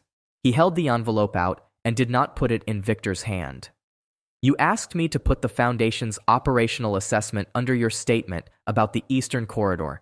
I was at that evaluation. I'm not going to. The lighting director had the sense to move up his ladder. Ruth looked at the floor. Miriam did not look away from it once. Victor said, nobody's asking you to say anything untrue. Julian said that was exactly what was being asked, and that he could be specific if the general wanted him to be specific in front of his aunt. Then he was specific anyway, in 4 sentences, the way he had said. He had been asked to describe the distributed cell as untested. It had been tested over 2 days by a serving major general. He had been asked to state that the Foundation's transport assessment showed the model unworkable.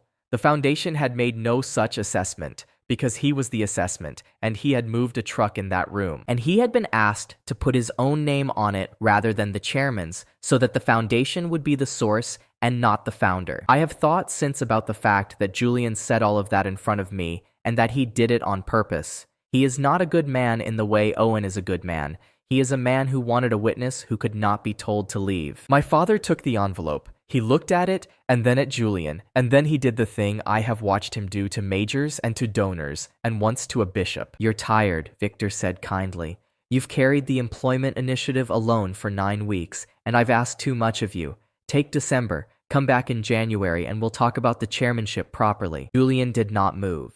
I'd like to know what you'll say about me if I don't take December, he said. Because I've watched you describe 4 people this year, and I've believed you every time. And my father said, nothing at all, and put the envelope in his inside pocket, and turned back to the lighting director and asked him about the throw distance on the rear units. That was it. That was the whole execution. No raised voice, no accusation, no fired employee. A man with an envelope in his pocket and a young man standing in a ballroom holding nothing, discovering that 4 years of being the favorite had bought him a month off. Julian stood there for about 6 seconds. Then he walked out past the chairs, and at the doors he stopped beside me and said quietly, he'd have done it to you in a week. I said he had been doing it to me for 34 years, and it had taken a bit longer.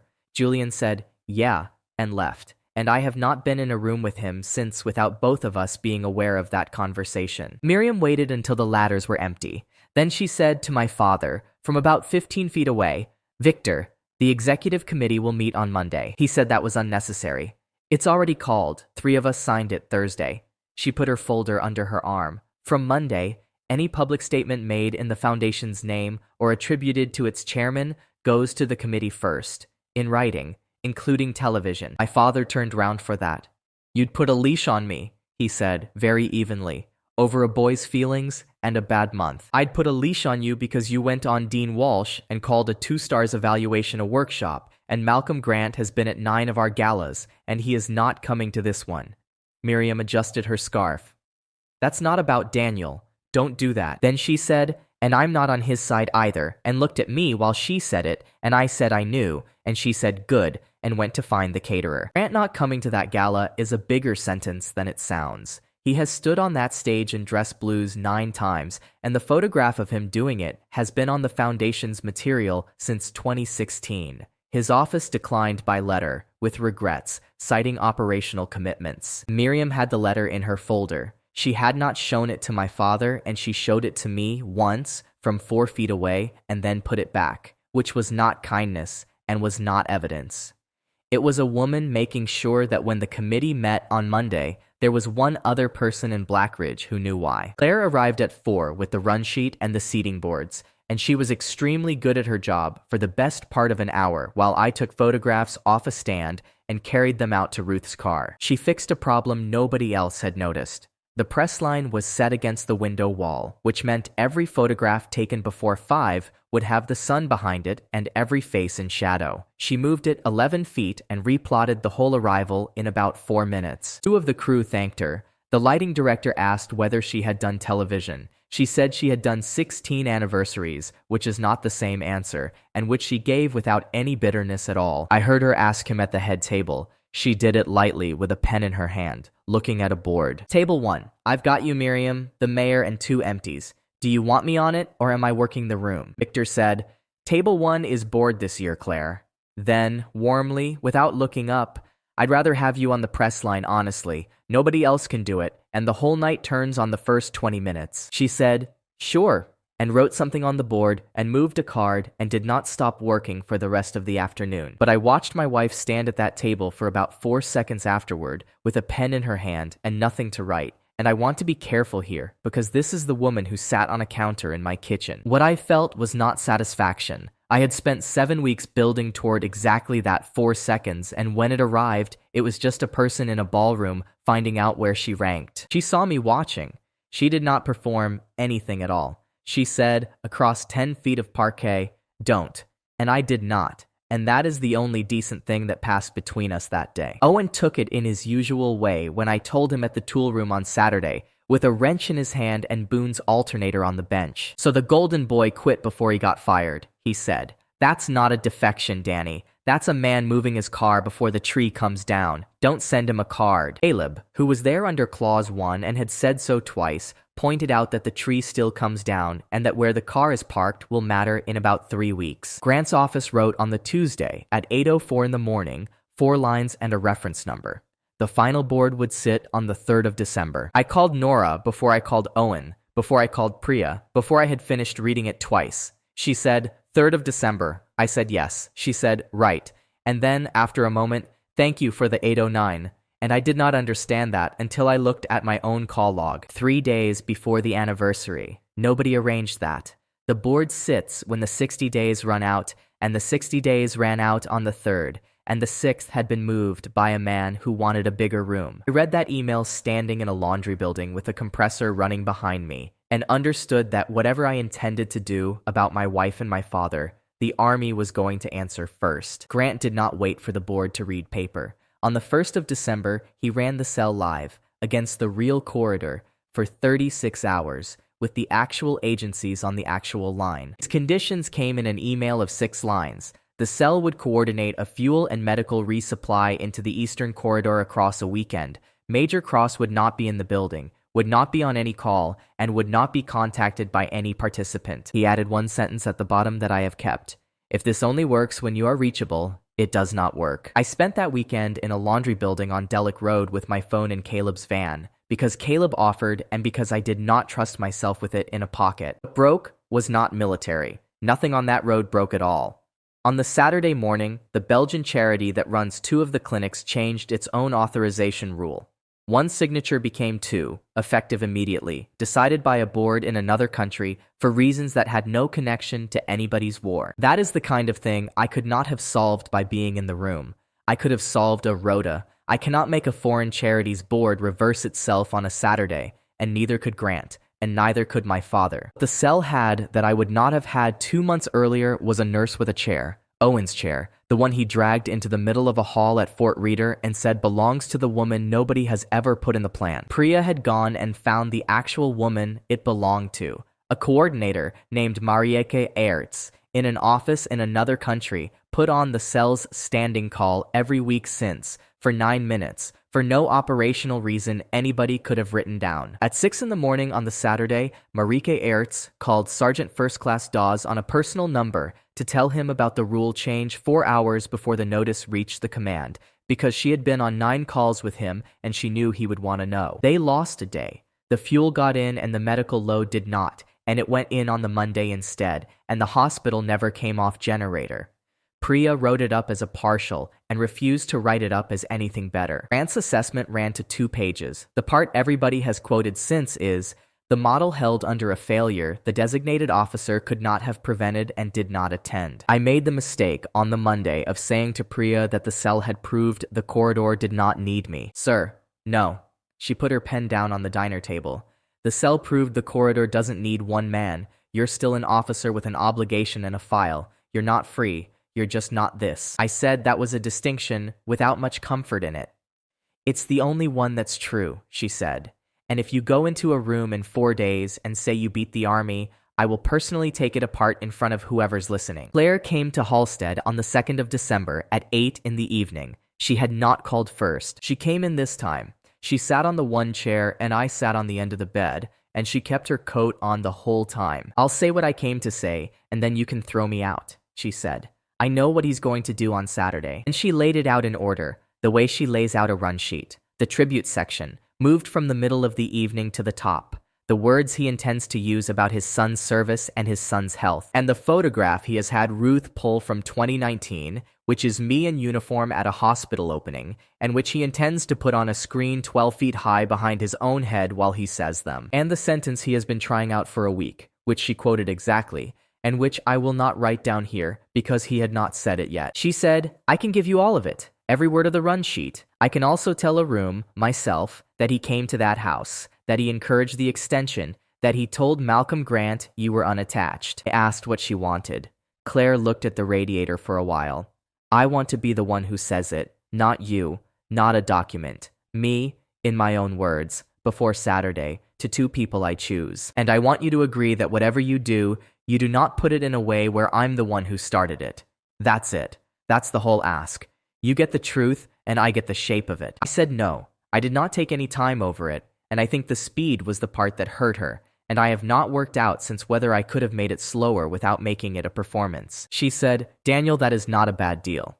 I said it was not a bad deal at all, and that it was the best deal I had been offered in 3 months, and that I was still not going to take it. Then I told her why, because she was owed one honest answer even if she was not owed the trade. I said that 7 weeks ago I had bought myself an advantage by deciding for other people what they were allowed to know, and it had cost a woman called Denise Hobart a job she had already given notice for. I said I was not going to buy an advantage from my wife by promising her a version of the truth in advance, because a promise like that is a thing I would have to keep by managing every room I walk into for the rest of my life. So you'll just say it however you want. I said I did not know what I was going to say. That's worse. I said it probably was. Claire sat there a moment. Then she said, you know he'll say I chased him.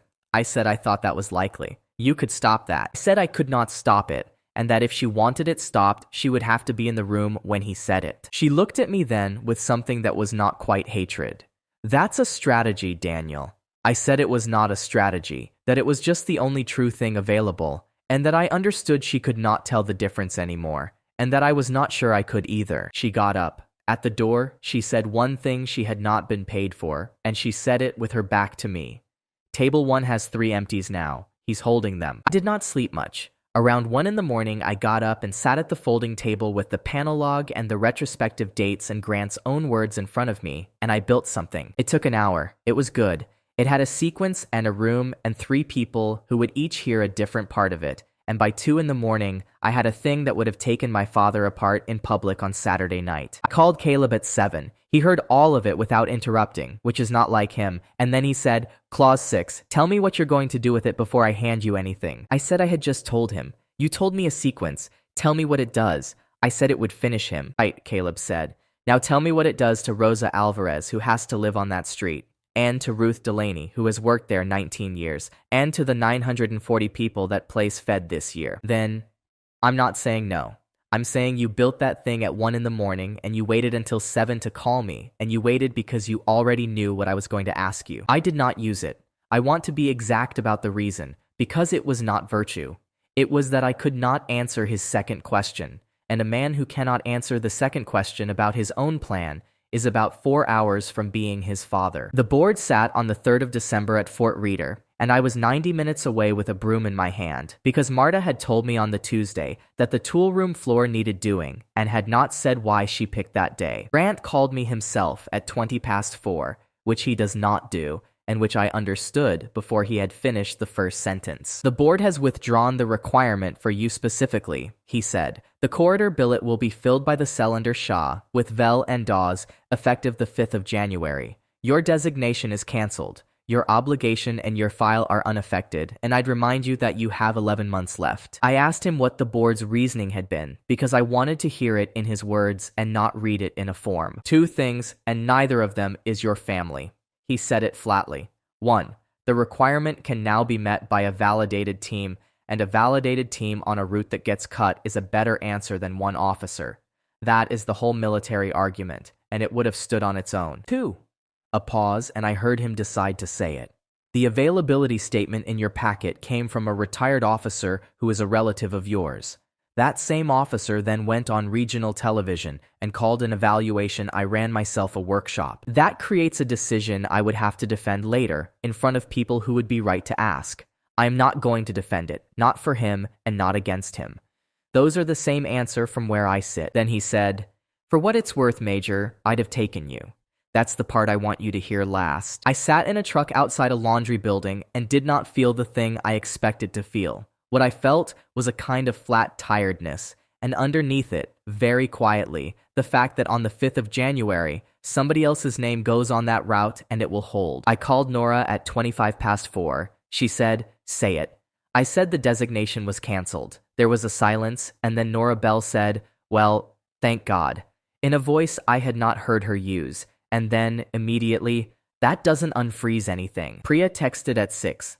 16 pages became a distributed staffing annex with a document number on it, and she sent me a photograph of the number and nothing else. My father heard within the hour, because Malcolm Grant has never in 30 years failed to tell Victor Cross something before it became public, and I do not believe he did it as a favor that day. What Victor did with the news was nothing at all. No call, no letter, no visit. The tribute section stayed on the run sheet. The 2019 photograph stayed in the deck. A man who has just lost his last lever does not cancel the evening at which he intended to use it, because the evening is now the only thing he has. I stood in a laundry building on the Thursday and worked out what I actually had to do on Saturday, and it was not a sequence, and it was not a file. Everything my father and my wife still had from me was something I had never once taken back. My name on a wall, my face in a deck, a marriage that existed in 300 people's heads, the word son, doing work in public every time he said it. So I would go, and I would take all of it back in front of them.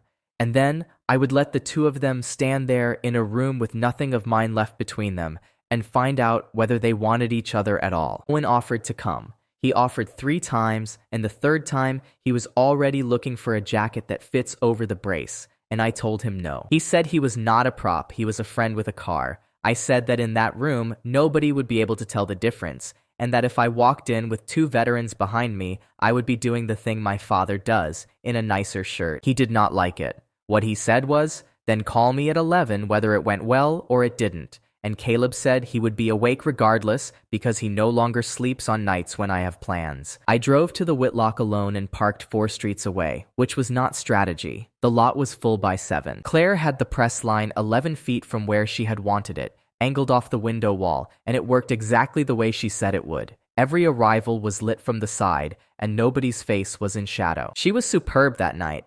I need that written down. She moved 240 people through a foyer in 35 minutes, and she knew the name of every one of them and which of them needed to be seen being greeted. She looked at me once when I came in and did not break stride while she did it, and I have no idea what was in that look, and I have stopped trying to decide. Dean Walsh was working the line with a small camera and a young woman holding a light. He got to me at about 7:20 and asked whether I would say something about the Foundation's 16 years. I said I would say 3 things and that they would take about 20 seconds. He said fine, in the tone of a man who has heard that before and knows it is never true. I said, I have withdrawn my likeness from the Foundation's material, and I am not in this year's retrospective by my own choice. I am not this Foundation's successor, and I will not be at any point in the future, and nobody should read anything about my father's charity into either of those facts, because it fed 940 people this year, and I have never once said otherwise, and I am not going to start tonight. Dean asked why. I said because a man's name should be somewhere, because he put it there. Then I thanked him and went in, and behind me I heard him say to the woman with the light, "Keep that." The ballroom held 240. Thomas Keene had a table. Ted Prosser was at the back with 4 men from the center who had come for the food and said so. Inez Carr was there, and so was a deputy from the mayor's office. Julian came. He was on leave and he came anyway, in a suit, alone, and sat at table 14 with donors he had recruited himself, and did not go near the front of the room all night. Table 1 had my father, Miriam, the mayor, and 3 empty places with cards on them. I did not look at the cards. Ruth told me afterward that one of them said Cross, and one of them said Grant. Tribute ran at 8:09 at the top of the evening, exactly where Claire said it would be. The screen came down and the 2019 photograph went up 12 feet high, me in uniform outside a hospital opening, 29 years old, laughing at something outside the frame. My father spoke for 6 minutes, and there was not one attackable sentence in it. He talked about the corridor. He talked about a bridge cut twice and a hospital on generator fuel, and about the men who would go in January. Then he said, my son came home this year after 14 months in that place, and he came home changed, and this family has spent the autumn learning what that costs. He let it sit. There is a version of this evening where I stand here and tell you he is fine. He is not fine. He has been angry with me and with people who love him, and some of you have felt it. He will always have a place in this foundation. When he is ready for it, it will be here, and nobody in this room will ever hear a word from me about the year he had. It was the best thing he has ever done. 240 people looked at a photograph of a laughing man in uniform and heard his father decline to defend himself, and I sat at table 9 and did not move a muscle, because there was nothing to move it against. The woman on my left, whose husband is on the finance committee, put her hand on my forearm during the applause and said she thought I was very brave. She meant it entirely. That is what my father built in 6 minutes, and it worked on everybody in the room, including, for a moment, me. Inez Carr did not applaud. She sat with her hands in her lap and looked at the screen, and I remembered that she had been in a county room in October when the same man said a shorter version of the same thing, and that she had frozen a partnership over it. Miriam Cross went up at the end of the section. Nobody had put her on the run sheet. She thanked the chairman, and then she read from a card. On the 1st of December, the executive committee of this foundation resolved to remove 9 images of Major Daniel Cross from tonight's retrospective. At his written request, his likeness release having been withdrawn in September, he turned the card over. The image used a moment ago was among the 9. The board regrets its use. It does not appear in the printed program on your tables. Then she said, the 2009 crest is credited in your programs tonight to Laura Cross, who drew it. That was also a decision of the committee, and she sat down. There is no sound in a ballroom like 240 people who have just been handed a document. Nobody gasped. The deputy from the mayor's office turned around in her chair to look at the empty screen. Dean Walsh found my father at the break, by the doors, with about 30 people in earshot and the small camera down at his side and running, which I did not know at the time. He asked why the photograph had been used. Victor said it was a production matter and that Ruth would look at it. Then Dean asked the second question, and I have thought since about how long he must have been carrying it. General, in October you told a county meeting that your son believed something untrue about his wife and about you. People have been asking me what that was for 6 weeks. What was it? I was 8 feet away. Claire was closer than that, with a run sheet against her chest. Miriam was behind him. Inez Carr had stopped on her way to the doors, and I heard my own voice. before my father had drawn the breath to answer, say, "Can I do this instead?" He turned. Everyone turned. I have replayed the next 90 seconds more than any other 90 seconds of my life, and it is still just a hallway with people holding drinks in it. I said, "I have taken my name off your material. I am not your successor. My marriage is over and I filed 3 weeks ago. There is nothing of mine standing between the two of you anymore." I said, "If you want her, say so. Tonight, here, in front of these people, I will not contradict a single word of it, and I will never publish anything about either of you as long as I live." And I said, "That is the whole offer, and it does not expire when I leave this building, and I would rather you took it." My father looked at me for perhaps 4 seconds. Then he turned to Dean Walsh, and he was steady, and he was sad, and he chose. "My son's wife has been under a great deal of strain," Victor said. "There was an attachment. It was not reciprocated in the way he believes, and I have spent a year protecting a young woman from her own worst instincts, and I would frankly rather have gone on doing it than stand here." Claire did not move for about 2 seconds. Then she said, "Say his name." And she said it quietly, and it went through that foyer like a dropped tray. Victor said, "Claire." She said it again, louder, and the foyer went completely quiet. "Say his name. Say it was Daniel's father. You keep saying young woman." He said, "This is not the place," and put a hand out toward her arm, and my wife stepped back from it with an expression I had never seen on her in 9 years. "It was hundreds of times," Claire said. "He's got it off the alarm panel. I have never seen it, and I don't need to because I was there for all of them." Nobody wrote that down. That is the thing about the moments people call decisive. There were 30 phones in that foyer, and not one of them was up. She said the rest to the carpet in front of Dean Walsh's shoes in about 40 seconds in her own words, that it started in January 2 years ago, that she was not protected from anything, that when Daniel signed the extension she was relieved, and that Victor had told Malcolm Grant her husband was unattached. Then she looked at me and said, "That's it. That's all of it. I'm not asking you for anything." And she was right that she wasn't, and she was wrong that it was all of it. And neither of those made any difference by then. Dean asked me whether I had proof. He asked it gently, and he asked it in front of everybody, and he asked it because that is his job, and because a man in his position has to. I said, "I have a security log that proves a car came through my gate, and a code was entered in my hallway." I said it proves presence, and it proves timing, and it does not prove one other thing in the world. Then I said I was not going to hand a television producer a document about my wife, tonight or ever, and that if he wanted the story, he would have to run it on what he had just watched with his own eyes in a foyer. He ran it on what he watched, 4 minutes on the Tuesday, and it is a careful piece, and it does not use the word affair once. The room did not turn as one thing. Thomas Keene left before the dessert and phoned Ines Carr from the car park. 2 donors at table 4 stayed to the end and told anybody who would listen that they had known Victor Cross for 20 years. Ted Prosser and the 4 men from the center went out through the kitchen because the kitchen was closer, and one of them shook my hand on the way and did not say anything at all. Miriam did not resign and did not speak to me. On the Monday, the executive committee asked the chairman to stand aside from all public representation pending a governance review, and she gave the announcement to Ruth to send, which is how you end a 30-year thing in Black Ridge. Julian walked out at 9:10 with his coat over his arm and stopped at my chair. "I'd have taken the chairmanship off him in 18 months, he said. "Now there won't be one worth having for 3 years. Then, flatly, "This isn't me joining anything." I got my coat at 9:30, and Ruth Delaney handed it to me herself, and she had the printed program in her other hand. She showed me page 4. Under the crest, in 6-point type, in the place where it has said design partner every year since 2009, Laura Cross. "I've been trying to do that for 12 years, Ruth said. "I want you to know it wasn't your night that did it. It was mine." And she went back inside to run a room that had come apart because 240 people still had to be got home. I sat in my truck 4 streets away for a long time before I started it. What I had spent 3 months building toward had happened in a foyer in about 90 seconds, and there was no part of me that felt like a man who had won something. I called Owen at 4 minutes past 11. He picked up on the first ring and said, "Well?"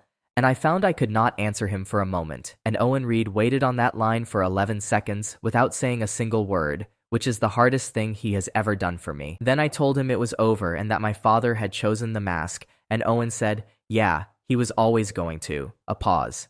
Come here. Don't go back to that room over the notaries. Bring nothing. I've got a couch and a dog. Blackridge did not decide what had happened at the Whitlock. Towns never do. 4 months later, there were still 3 versions of that foyer in circulation, and one of them had me shouting, which is the version that people who were not there prefer. What changed was smaller, and it held.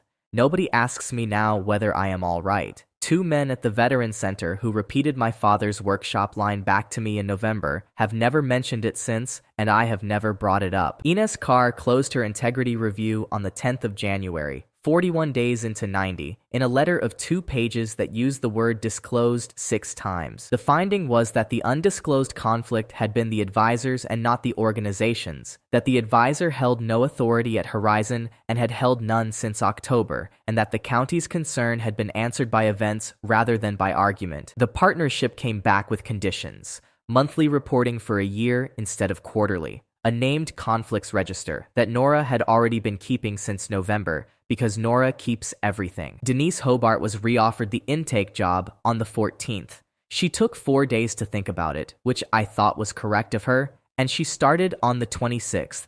And the first thing she did was rewrite the referral form because it asked a man his discharge category before it asked him his name. My father asked me to the house on the 2nd Sunday in January, not through Claire because there was no Claire to ask through.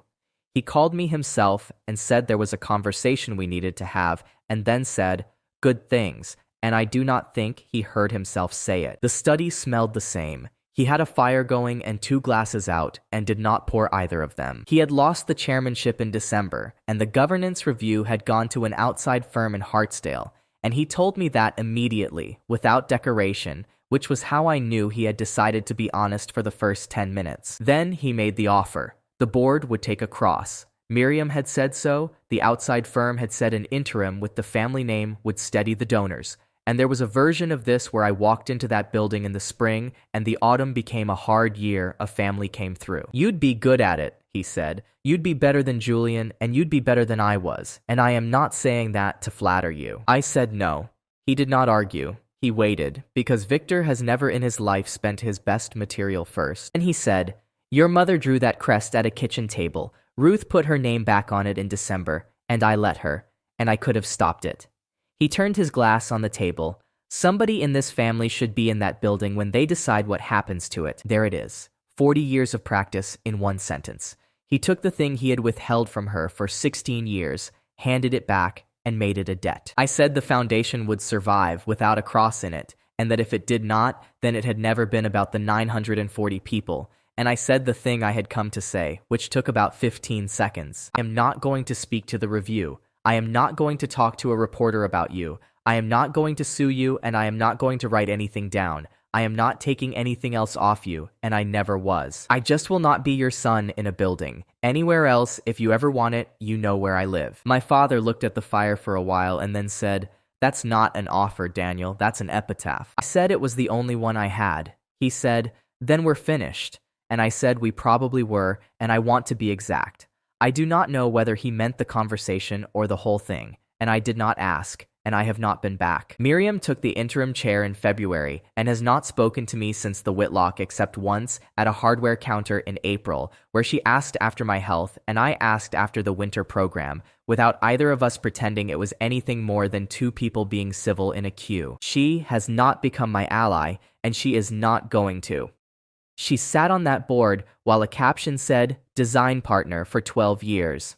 What she is a woman who will now do the thing the institution needs on the day it needs it. And that turned out to be enough to end my father. He kept the house and the money and every legal thing he owns. Nobody arrested anybody.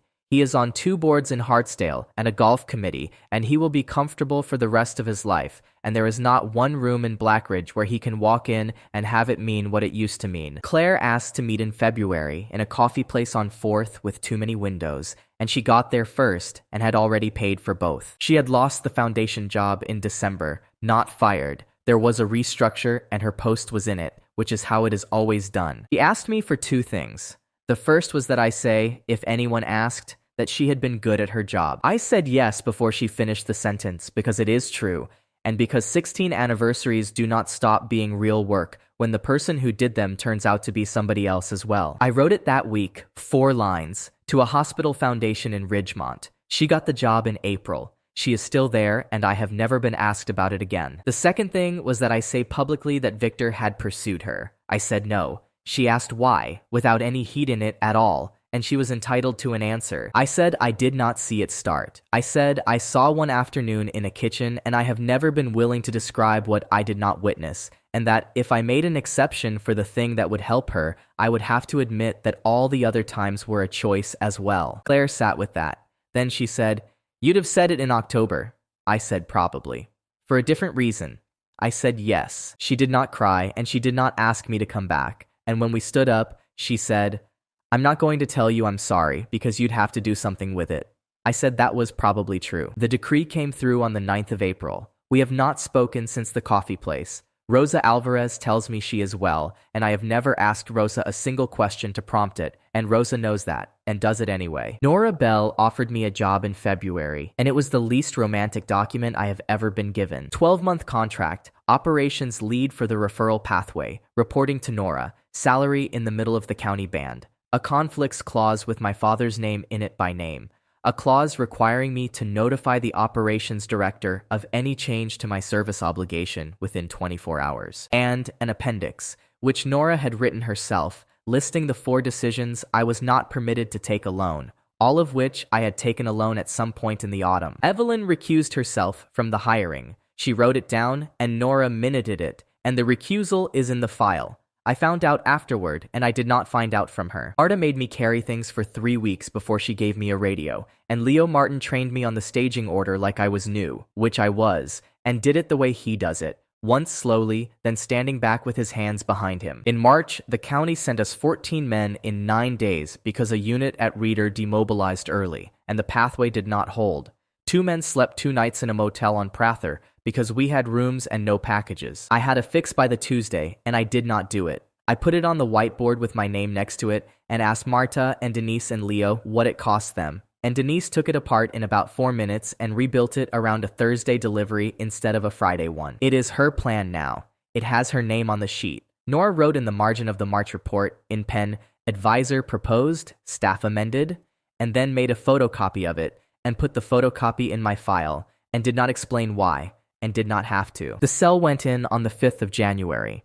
Shaw, Vell, Dawes, and a warrant officer named Ruiz, who is no relation to Marta, and who has been told that joke more times than he deserves. They lost a bridge again in March and did not lose a load. Priya sends me a photograph about once a month with no caption. One of them was a chair in a room with a woman sitting in it. Ed Prosser runs the tool room now, Saturdays, 9 to 2, and has put up a sign that says, "Not a program," which he finds funnier every week. Boone works for a fencing contractor and comes anyway. Owen got engaged in June to a woman who works in the pharmacy on Bell Street, and who has met me 4 times and treats me like a slightly dangerous appliance.